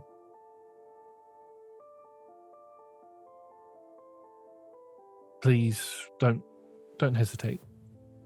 I know my father would want me to. Wouldn't like it if I just cut you out. Your mother will never forgive me. But I'd like you to know that I'm not ready to be forgiven either. And he leaves. A couple of days later, maybe after I've been to the bar, as a sort of semi-caveat, I will drop by Jonah when she's not around, or catch him walking to work, or he does frequent the bar. He was the one that actually got you the job there. So you'll see him a couple of times coming to the bar. But I sort of, when Evelyn's not in earshot, I would ask him one. Jonah takes half of all and any earnings, and would pass on the specific details of Judith's expectations when she passes. Whether Evelyn's aware of those rules or not, he's not sure. But in case, he'd like Jonah to manage that, in a sense of when she moves, Jonah lets him know where he goes, and almost wants to be in the shadows of Evelyn's life, but not a constant reminder. Depending on how much time passes, once we go to the bar, he still does visit Evelyn every year on the same day, to receive judgment. I think Jonah is a bit taken aback by this. This is all new to him. But he has known Judith for long enough to know the hate that she has for you, and agrees to uphold her wishes. You go to the bar for the first time. You are introduced to the staff there. You are told that there is an area where you can live. upstairs. The bar itself used to be a tavern, so there used to be rooms for guests, but instead they've decided to give those rooms out to the hired help. One of those rooms is taken up by a elven woman, and you are kind of forced to share with another orc. This one is a red orc. Doesn't mean just because he's a reds doesn't mean he's got red skin. He doesn't have red skin. He has he's very dark of skin, and he's a lot shorter than you are. I know you said you were quite short for a Graze. He's still like 6 foot. yeah, he's just a little bit shorter than you are. You are introduced to each other. The orc is called Crag, and the elven person who lives in the tavern but isn't actually a member of staff, as far as you're aware, is called Cilia. And over time, over the weeks, you are introduced to what the job entails, and that is to keep people from being rowdy. If somebody does get too rowdy, you are to throw them out. You don't throw them out. Crag throws them out, and then you stop them from coming back in. You stand on the door all day. All night, not all day. You stand there all night. In the evenings, Jonah will come in. When you've had a payday, you will give half your earnings to Jonah, and he will take that home. I think after 2, maybe 3 weeks. No, it's been a month. A month after your last visit with your last visit with Judith, and since you started at the bar, you are informed that Judith has passed away, and that there will be a funeral service for her, and Jonah has secured the function room of the Dust and Dive for them to have the wake. It has been advised that you are not to work that particular day. However, Evelyn does invite you to the wake. In fact, she invites you to the funeral itself. Would you attend the funeral? He would, but out of sight best he can. Yeah. 24 stealth, so I do okay. You hide in the trees. Not literally sneaking, more stood in the very far ground enough so I can hear the cleric, but far enough away where anybody of the family wouldn't notice, unless someone was specifically looking for me. Yeah, so you hide in the trees within the graveyard itself. You are close enough to hear the procession, and Judith is lowered into her grave, and every takes place as a normal funeral would, and everybody leaves after about 45 minutes, leaving Evelyn there on her own, stood in front of the grave. Her husband has walked some of the people, probably his parents and a few other family members, to their carts and given directions to where the wake is going to be. But what would you like to do? Is there anything you'd like to do here? Evelyn's at the grave on her own. Would you like to approach her or approach the grave once she's gone, or would you just go back to the bar? I think at this point, if she's still there,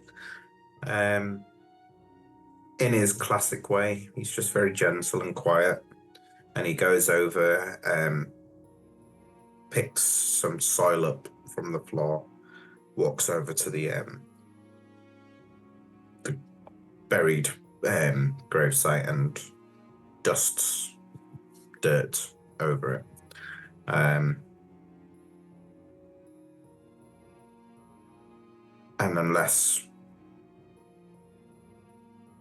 Evelyn has anything to say, he spends sort of a couple of heartbeats and then he turns and begins to walk off again. So the grave itself hasn't been fully filled in. You can, as you walk up, you can see that the casket 6 feet down, and there has been soil that has been thrown onto it as people have gone past and picked bits up. Some have picked handfuls up and chucked it in. Some have used a shovel.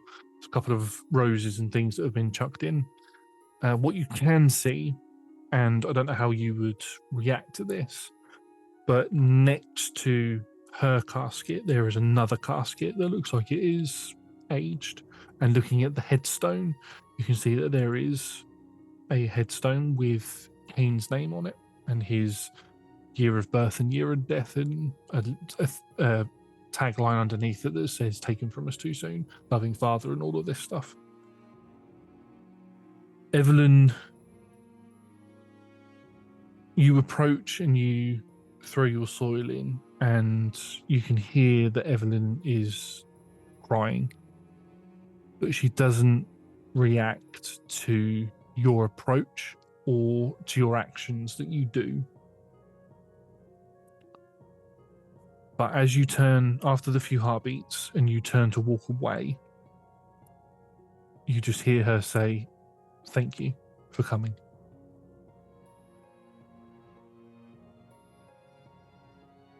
I place my hand on her shoulder and then I walk off. She raises her hand up and touches yours and just pats it a bit.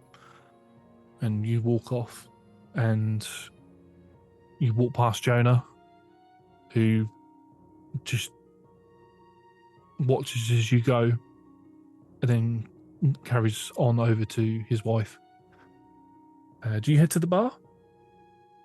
Nah, I'll still stay well clear of that. I'm going to go get myself some unhealthy amount of whiskey and go for a walk up into the hills, or if there's mountains close.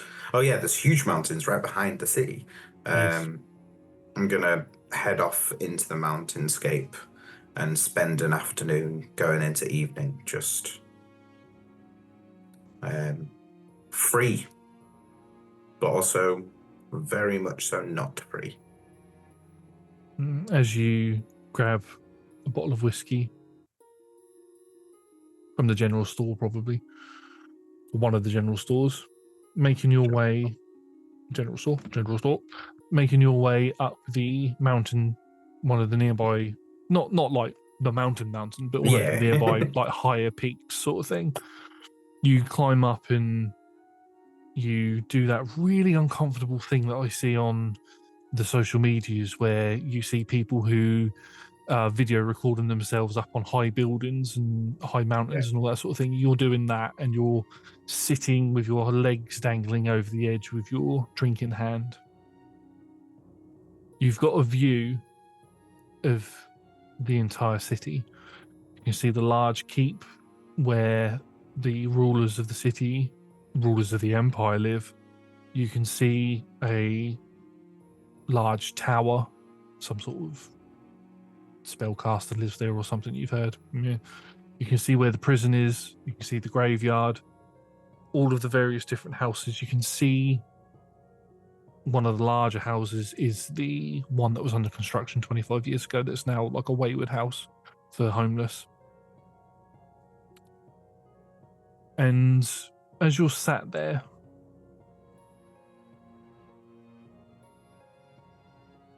with it as cold as it is,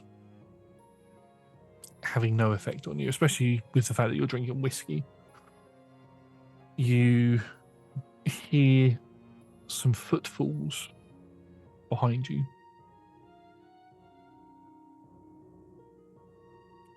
And as you turn, if you choose to turn, if you don't choose to turn, you'll hear a voice.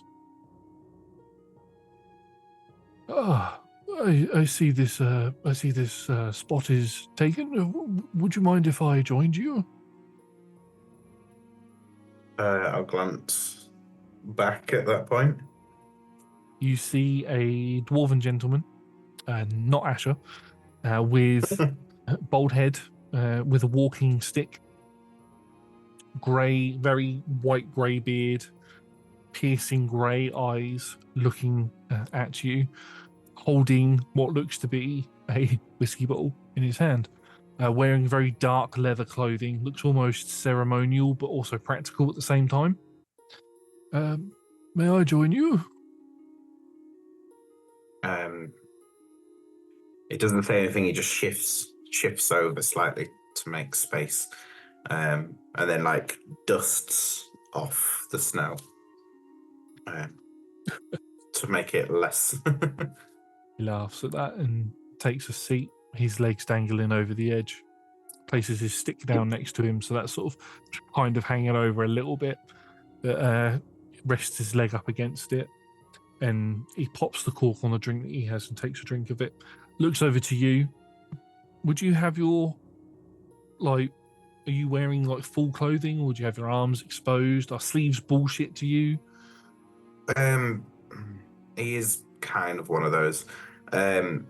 It's been a month, so I feel like he's probably at this point managed to acquire less prison clothing. He wears like a flat cap, a white shirt, waistcoat, and at this point, he's got his sort of larger overcoat. Think basically like Peaky Blinders, I guess, esque sort of suit and jacket. Even though it's a dive bar he works at, for some reason they expect the bouncer to look fancier. It's still rough stuff. It's not like tailored or anything. It's still like rough clothing, but and yeah, he's got his coat on his front and his shirt sort of rolled up, so you can see his tattoos, but you can also notably see the his prison brand. So it's not so much Peaky Blinders, but more Viking Blinders. Viking Blinders, that's the way, because he's got it, still got his beard, so he ain't clean shaven. This dwarven figure looks over at you, notices the mark on your arm. Ah, I see. So you're the one that I've heard so much about. It's a pleasure to meet you. My name is Solomon, and Graves, I believe your name is.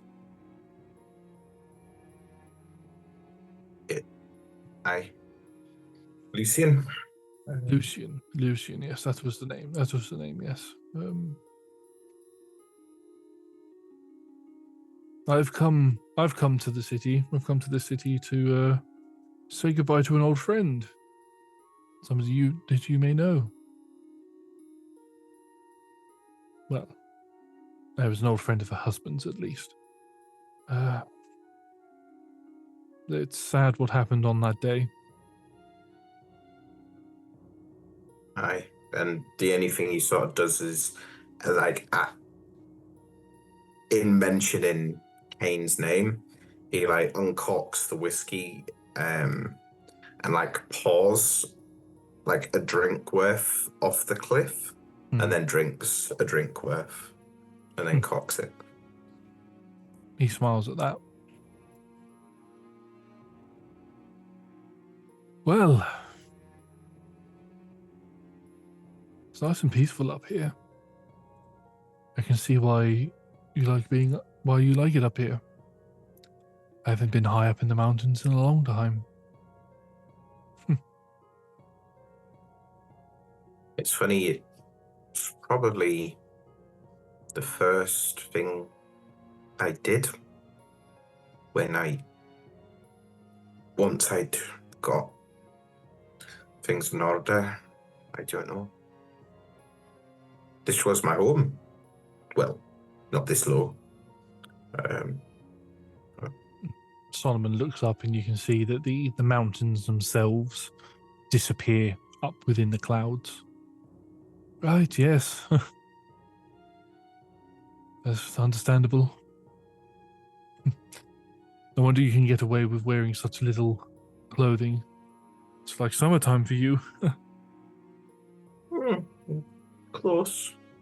The prison was pretty cold, as far as cold places. He takes a big swig of his drink and then proceeds to do the same thing as you by tipping a cupful over the edge. And he puts his stick into the ground and stands up. Well, just wanted to meet the person who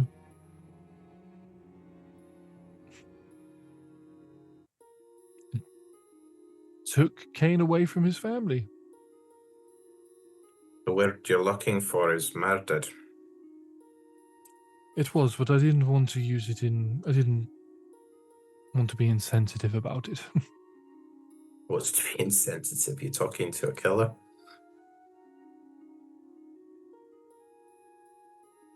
He looks you dead in the eye with... There's a smirk on his face, but it's not a cocky smirk. It's a sympathetic smirk. Not everybody would see it that way. Some people might see it as an accident. A lot of people don't, but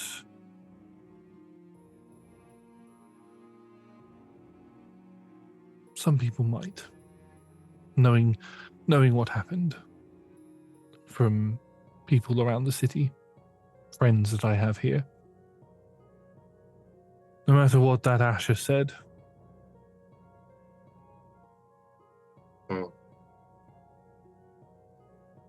The problem is, I may have made a mistake, fine, but I still took what I could and ran. Fight or flight, I believe, is the term that the kids use these days. He giggles, he sort of deep laugh to himself, and he places his hand on your shoulder. Cain was an old friend of mine, a dear friend. I knew him since the moment he was born. I knew him from when he was born. I knew his parents. I knew his parents' parents.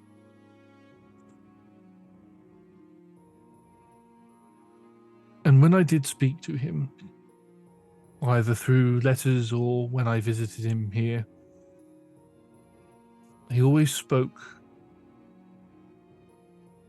in those last 3 months. He spoke of a homeless person that he had met. And he saw something in that person that reminded him of himself when he was a child.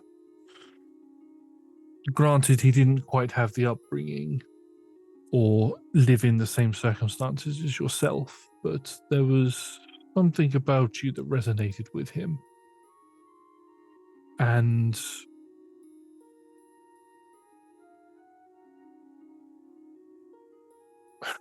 I'm inclined to have an invested interest in whatever his thoughts and feelings were towards you.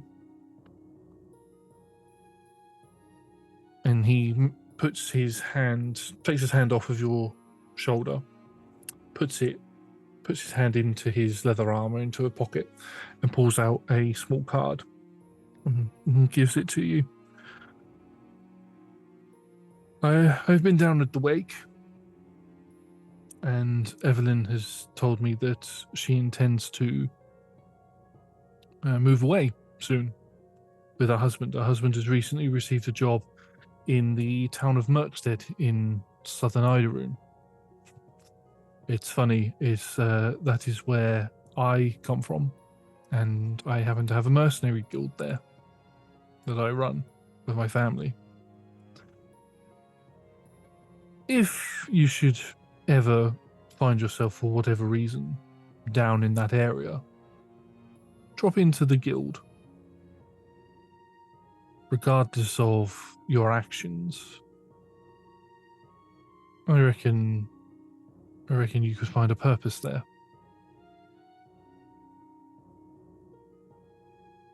What's the term that they use?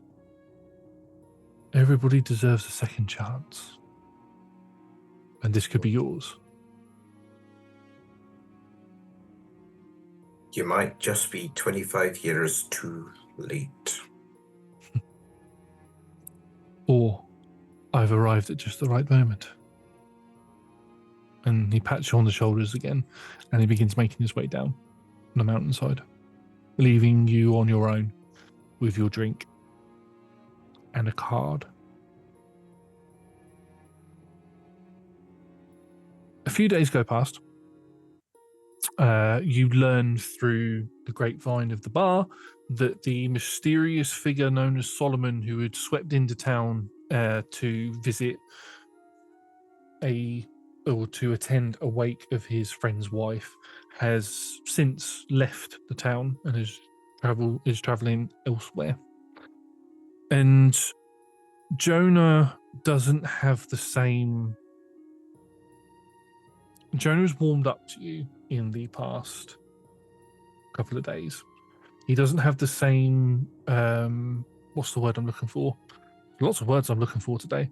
He doesn't have this. Standoff? Not so much standoff, but the same reservations as Judith did, and even the same reservations that Evelyn might have. And he seems to have warmed up to you a bit more, and he begins to explain to you that he, as Solomon had said, he's procured a job as a shipwright down in Merkstead, and that he and Evelyn are going to travel down there. Evelyn is going to work as an architect within the town. There's a really nice church there that is in desperate need of some work done to it, and she's going to take that on as like a project manager sort of role to get that restored and add some new features to it and all that stuff. And Jonah says to you, I'm telling you all of this because you told me that you wanted me to, and I'm going to be honest with you. I'd like to hire you if I can to go with us. Having you come with me, coming with us as protection. Guardians know what we're going to bump into on the roads. It would set my mind at ease. You don't need to hire me. Are you sure I wouldn't want to put you out of pocket at all? No. Oh, okay, right. Well, we're leaving in 2 days' time. I'll be there.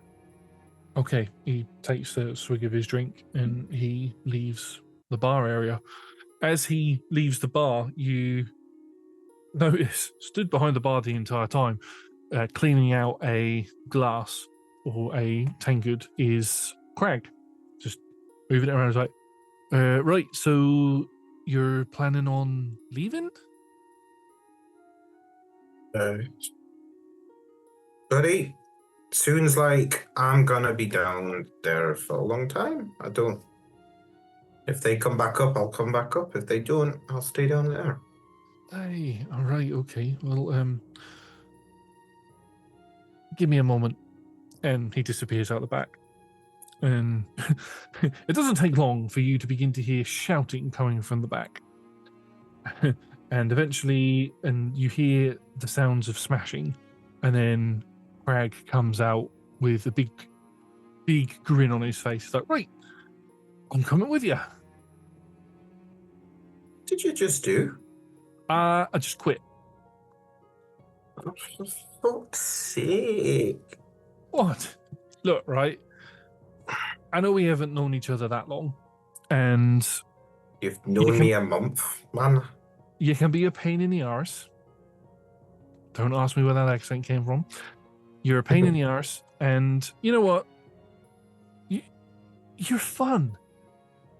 You got this really stoic, I'm not ever going to smile look on my face, and we've had a bit of a punch out and stuff a couple of times when we've thrown a few people out, and I've wanted to handle it one way, you've wanted to handle it another way, and all that sort of stuff.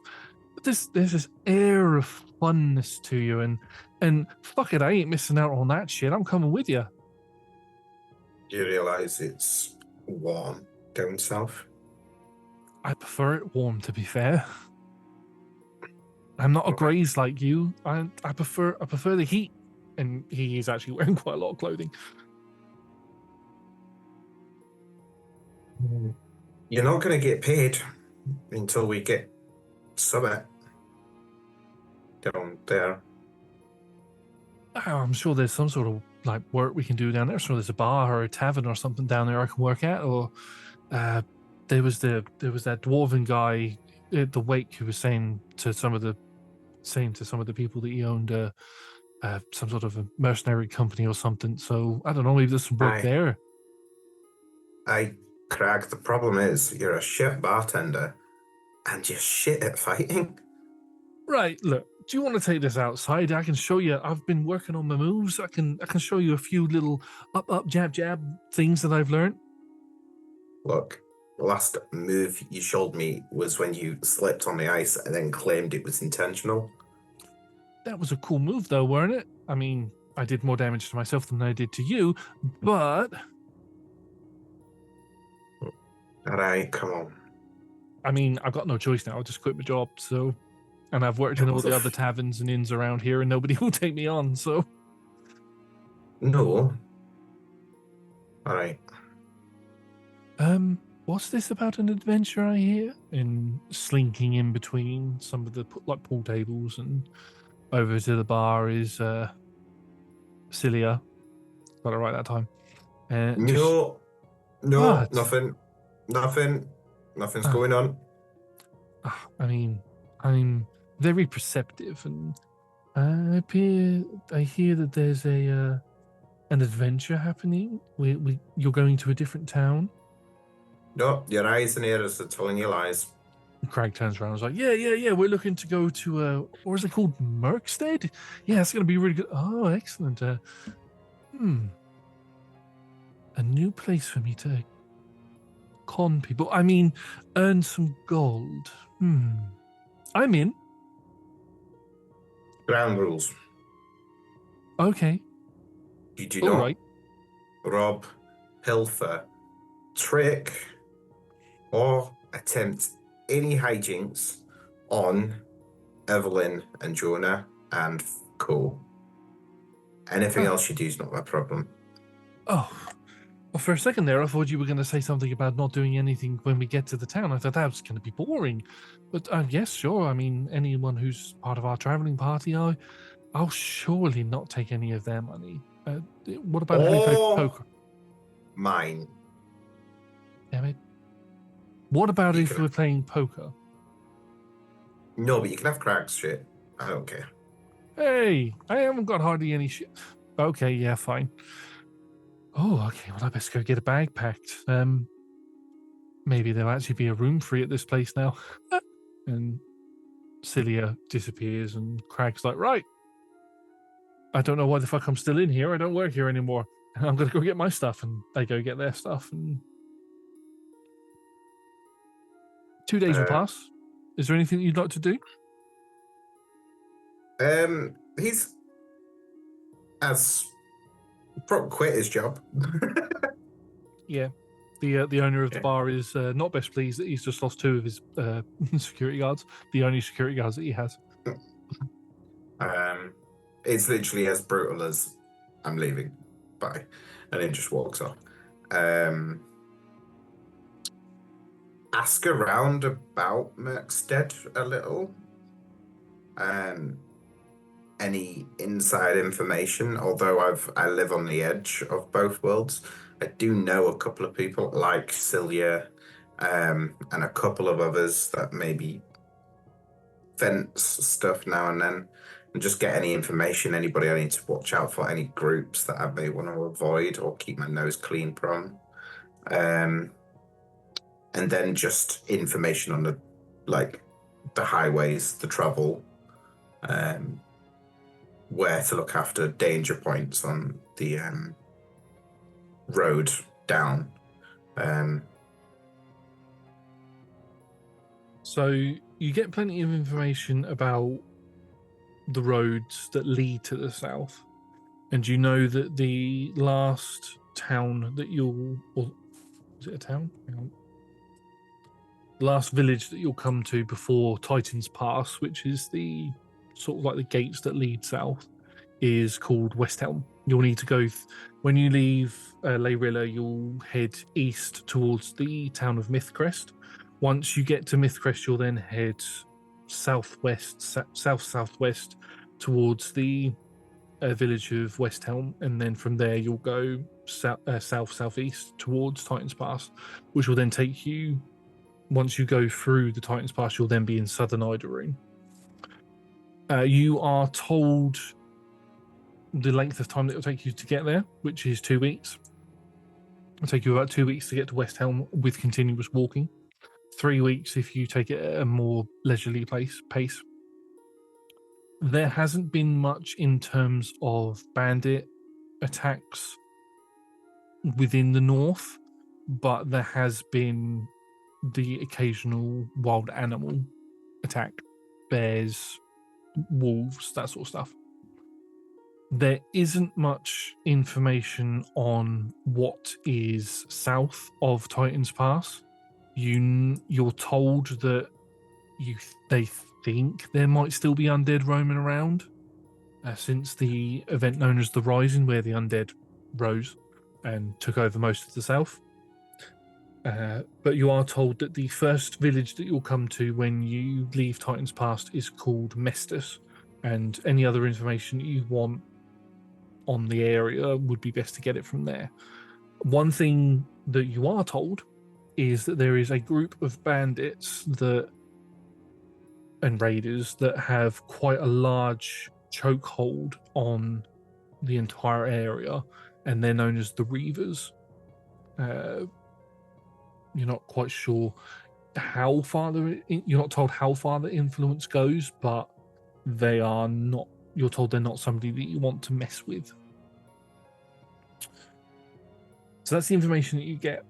You can leave. You leave with Evelyn, Jonah, Cilia, and Crag. Crag is geared up more like an adventurer and actually wields a sword and shield. I'm a lot better at weapon fighting than I am fisticuffs. And Cilia wields daggers and shortbow. Jonah and Evelyn both carry weapons with them as well, although they're not kitted out like adventurers. You leave and begin making the 2-week journey towards West Helm. Along the way, there's a couple of encounters with some wolves. It's less so of a fight and more of a sort of shooing them off sort of situation. There's a couple of instances when you get to Mythcrest where Cilia tries to con some people in the local tavern. Succeeds in some places and fails in other places, and ends up getting Crag in trouble at one point, to the point where he gets kicked out of the tavern that you were staying at for the night. The same thing happens again in West Helm, except for this time it's you that gets kicked out for the night, as you seem to get roped into her scheme. But eventually you get to Titan's Pass, and it is a large archway, large gate that leads into southern Idorune. And on the gate, there is, not literally on the gate, but standing at the gate, are guards dressed in the Dimigan Empire uniform. These are what would be considered border control, and they are checking papers as people are going through. You can see that there's a couple of tents and things set up next to the gate of people that haven't been allowed to go through. The reason why it's difficult for people to get through is this archway is built into the two mountains on either side, and it goes up hundreds of feet and around. As you approach, they ask for your papers. You don't have it, but Evelyn does. She has papers on her to state where they're going, why they're going there, and with how many people. So you yourself, Crag, and Cilia are put down as protection, and Evelyn and Jonah are put down as people who will be working in the town of Merkstead. So there's no issue with you getting through the border control, should we say.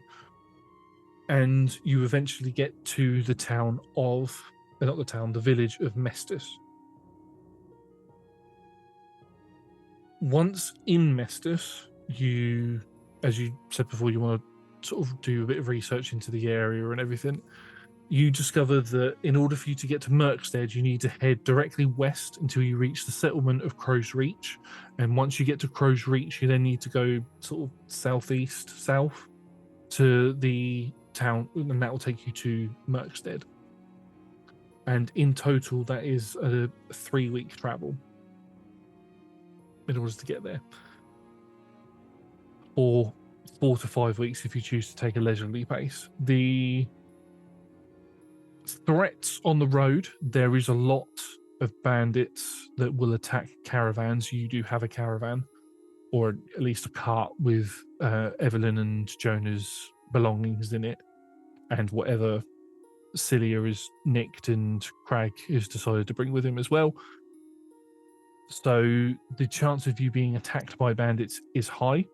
There is also a chance of being attacked by undead, although it doesn't seem as if it would be as frequent as what people in the north were telling you.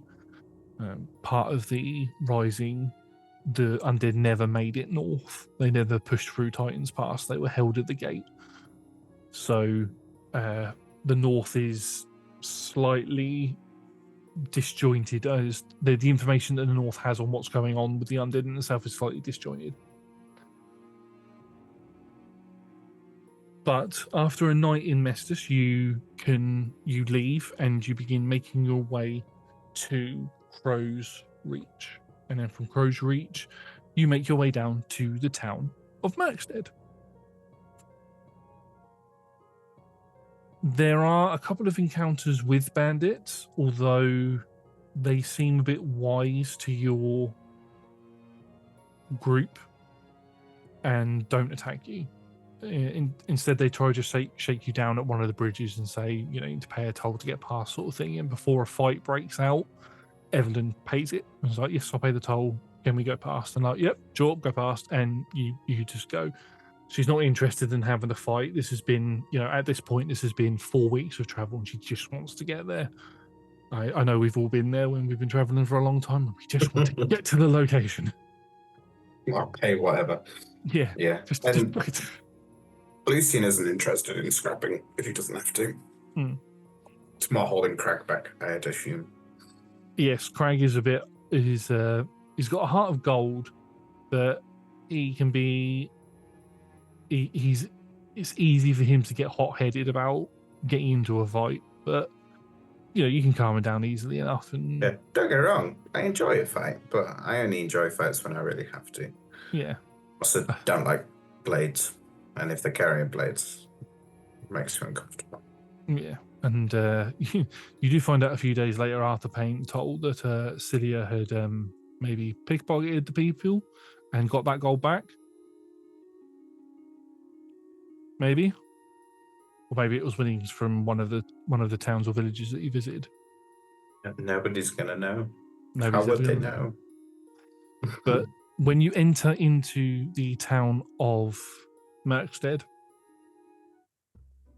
both Jonah and Evelyn go to a house that has a for sale sign outside of it, or sold sign out of it, should I say? And Jonah looks around it, and it's quite a nice little 2-story house. You would have heard conversations between the two of them on the way down where they say that they've purchased a small little house for a couple of $100 gold, which is their entire life savings. And this is where they're going to live. The cart and horses are taken to the local stables and are fed and watered and looked after. The cart and the horses are actually, for the distance that they had to travel, Jonah and Evelyn had to buy them, so they do own the horses. So they do say that if at any point you require a horse or anything, that you're more than welcome to use one of the horses, and you got a bit familiar with them and stuff. So they're not exactly scared of being around you or anything. So you can easily acquire a horse if you need to. I will leave it up to you as to what their names are. You don't have to decide now. That can be for the main campaign. Dangerous. And one thing that wasn't discussed was where you, Crag, and Cilia were going to stay. Because Evelyn and Jonah are both grateful for you bringing them down, and they'll pay for you to stay at the local tavern for a few days. But they don't want you to stay within their home. No, and Lucian would not want to in the slightest. And would cut that, even the justification of why they wouldn't want him to, he would cut that off immediately and just be like, nope, and walk away. Like, yeah, no. He wouldn't accept letting them pay for a tavern either. Okay, so, but there is something that does pop into your mind. There is a mercenary guild here, and somebody did say to you that if you wanted work, there was work. So, would you like to go there? That makes sense. I'll bring the 2 reprobates with me. They're not. They don't come. It's not like they come kicking and screaming. They're quite happy to come along. The idea of earning a little bit of extra cash is quite appealing to them. But you enter into the guild. You can tell it's a guild hall from the signs outside and everything. And as you step in, there is a dwarven woman behind the counter, probably in her 40s, with short blonde hair, long blonde hair. Sorry, that's pulled up into a bun, and next to her on another stool is a cat folk person. So in this world, animal folk are more humanoid with cat-like features, with animal-like features. Sorry, so they're not like Leonin or Tabaxi or Aarakocra and all that sort of stuff. So this is a humanoid person with a cat's tail and cat's ears on their head, but they're really young, probably about 8, and they're playing with some crayons and other things on a bit of paper on the counter while this dwarven woman seems to be working. Hello, yes. Can I help you at all? My name's Talia. My name is Tali. I am the quartermaster of the guild. Can I be of assistance at all? I don't believe. She looks down the list. Can I have your names? He places the card he received. Ah, okay, right. I wish you would have told me. Okay, bear with me one moment. And she walks out from around the counter, walks to where the stairs are, and there's a door right next to it. And she knocks on the door. Father, there's some people here to see you. And you hear some shuffling around inside, and the door eventually opens as Tali walks back round the counter, and out walks Solomon with his walking stick, and he looks over as oh yes, if it isn't looks around, sees the small child, and says, if it isn't my special friend that I made in the north, glad to see you. I take it young Evelyn has arrived in the town safely. Aye. Fantastic. I know there's lots of construction work that needs an architect for, and we have plenty of ships to build for our husband, so that's really good. And I take it you'd like some work? Work would be good. Recommendations on somewhere cheap, a halfway house, anywhere like that. I'm afraid I've brought 2 capable people with me as well. That's always I'm good. sure their skills will come useful. Yeah, we could always do with a few extra bodies as well. Right. Well, we have rooms here.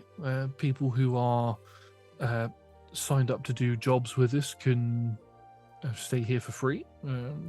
Well, we take a portion out of the pay that you earn, but other than that, you're more than welcome to eat and sleep here as much as you'd like. And there are constantly jobs on the board for all of you if you'd like that. He turns sort of to the side and looks at them both. It's just, I'm not that tired yet. Do you want to do some work? Yeah, sure. Yes, they both say. They both say yes. And I think as we close out this session, you accept your first job, you join Solomon's Mercenary Guild, and over the next 6 months, you have continuous work. Now, correct me if I'm wrong, but I would assume that half of your wage goes to Evelyn. Mm-hmm. Yeah, half of your wage goes to Evelyn each month, even though she protests. Half of it goes to Evelyn. Yeah, if she knows, I mean, it would be that agreement once again with Jonah, where it's just give it to him. Yeah, because he knows for a fact that Evelyn would fight every single time about it. So yeah, what Jonah's doing with it isn't really his problem, but he's given it over during the 6 months before the main campaign starts. You do have the 26th anniversary of her father's death, and Evelyn actually approaches you for it and says to you, right, it's coming up to my father's anniversary. I wonder if you take a walk with me.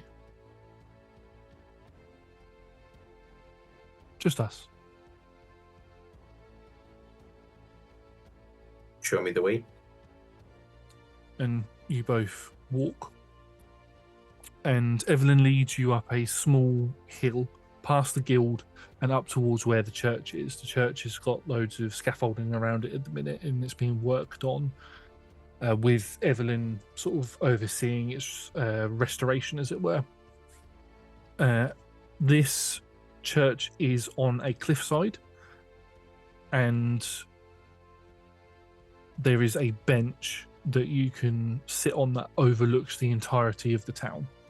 And she sits there. She sits down and she gestures for you to sit down next to her. I sit down. I think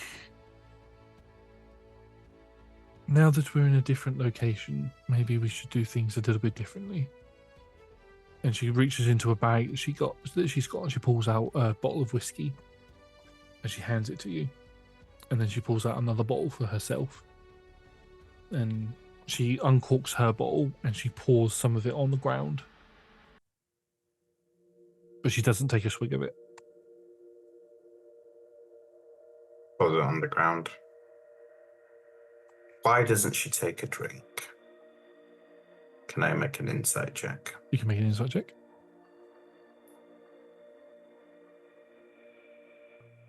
That's a 21. Ooh. So with a 21, you know that she's not a big whiskey drinker. So there could be more to that. You might have to wait 9 months. But, one should never assume drink. But yeah, from what you know, she doesn't really have a taste for it. So no. Also, she can't be pregnant because then there's a much higher percentage chance of me killing Jonah by accident. So we can't be doing that. Yeah. But as the session closes out, 6 months have passed. You've had that anniversary drink or anniversary ritual with Evelyn. Both, or yourself, Crag, and Celia have been taking on regular work with the guild. There's a lot of it going around. You learn during this time that the Reavers have got quite a strong chokehold on the town of Merkstead itself, and they come once a month. Some of the bandits come once a month to take a protection payment, as it were, from the mayor of the town, just so they don't raid it, basically. Solomon has said to yourself and other guild members that we're not to interfere in this because it would bring trouble to the town. So everybody respects that and doesn't do anything about it. You meet a few other residents, people who come and go, and Cilia takes up a position at one of the taverns as in one of the sort of like casino areas, like as a security guard, as it were. She's like what are they called? I'm going to call them a spotter. So she's able to watch. She watches and scans people around, and watches when people are counting cards and if people are cheating and all of that sort of stuff. So she takes on a job doing that while also doing the guild work with you.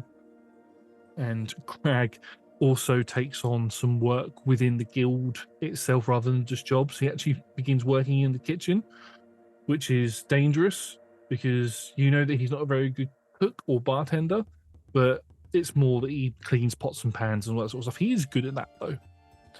But yes, the session closes out after 6 months. Solomon comes out and says, right, it's time to get everybody together. And that's where we're going to end for tonight. Thank you very much, everybody, for joining us for this session. There is, I think we're going to leave this to the audience. Join our Discord, and we'll come up with some sort of polling system or something on the Discord where we can vote for the most poppet of the Origin episodes to see who wins. Will it be Tom? Will it be Mike? Will it be Sean? Will it be Talia? I mean, it could either be Nat or Evie as well, but hey, we'll find out. We'll see who The only problem is, if Tom doesn't win, he will riot. Yes, if Tom doesn't everything win, will burn. Yeah, there'll be a riot, and there will also be more puppetry. I'll get a message saying, give me more puppetry. More. And I'll be like, okay. Plenty of puppetry coming in this campaign. But anyway, thank you very much, everybody, for watching. We have been Roll Together RPG. You have been watching us here. If you like what you see, you can join us for more content on Mondays, on Mondays and Tuesdays, where we play D&D from 6 p.m. UK time, and on Fridays from 6 p.m. UK time we do non-D&D games like Blades in the Dark and other things. We are also on YouTube, as you can, if you're watching us on YouTube, you'll know we're on YouTube, and we do game other things like Talking as a Reaction and Talk Together on there. They will air on either Wednesdays or Thursdays. They're very sporadic and it's all down to schedules, and if we can get people together to do them. Keep an eye on our socials and our Discord for when episodes of those will go live. We've also got a couple of other things in the works that will be coming soon, so keep an eye out for that. And if you'd like to get that information a bit quicker, you could join our Patreon. Our D20 Club and Dice Heads are absolutely fantastic. We love them very much. Without their help, we wouldn't be able to do what we do. There are 2 tiers that you can join. So go and have a look. You join from as little as 1 of your local currency per month, or 1 goat, 1 or more goats, which must be sent to Tom. No exceptions whatsoever. If you are watching on YouTube, please do leave a like, subscribe, leave a comment. It all helps the algorithm, so we know what it is that we can do for you that you like and bring you more of. And we are all over social media as Roll Together RPG. Mike, is there anything you'd like to say before we leave? Because I've been talking way too much. It's bedtime. It's bedtime. Goodbye.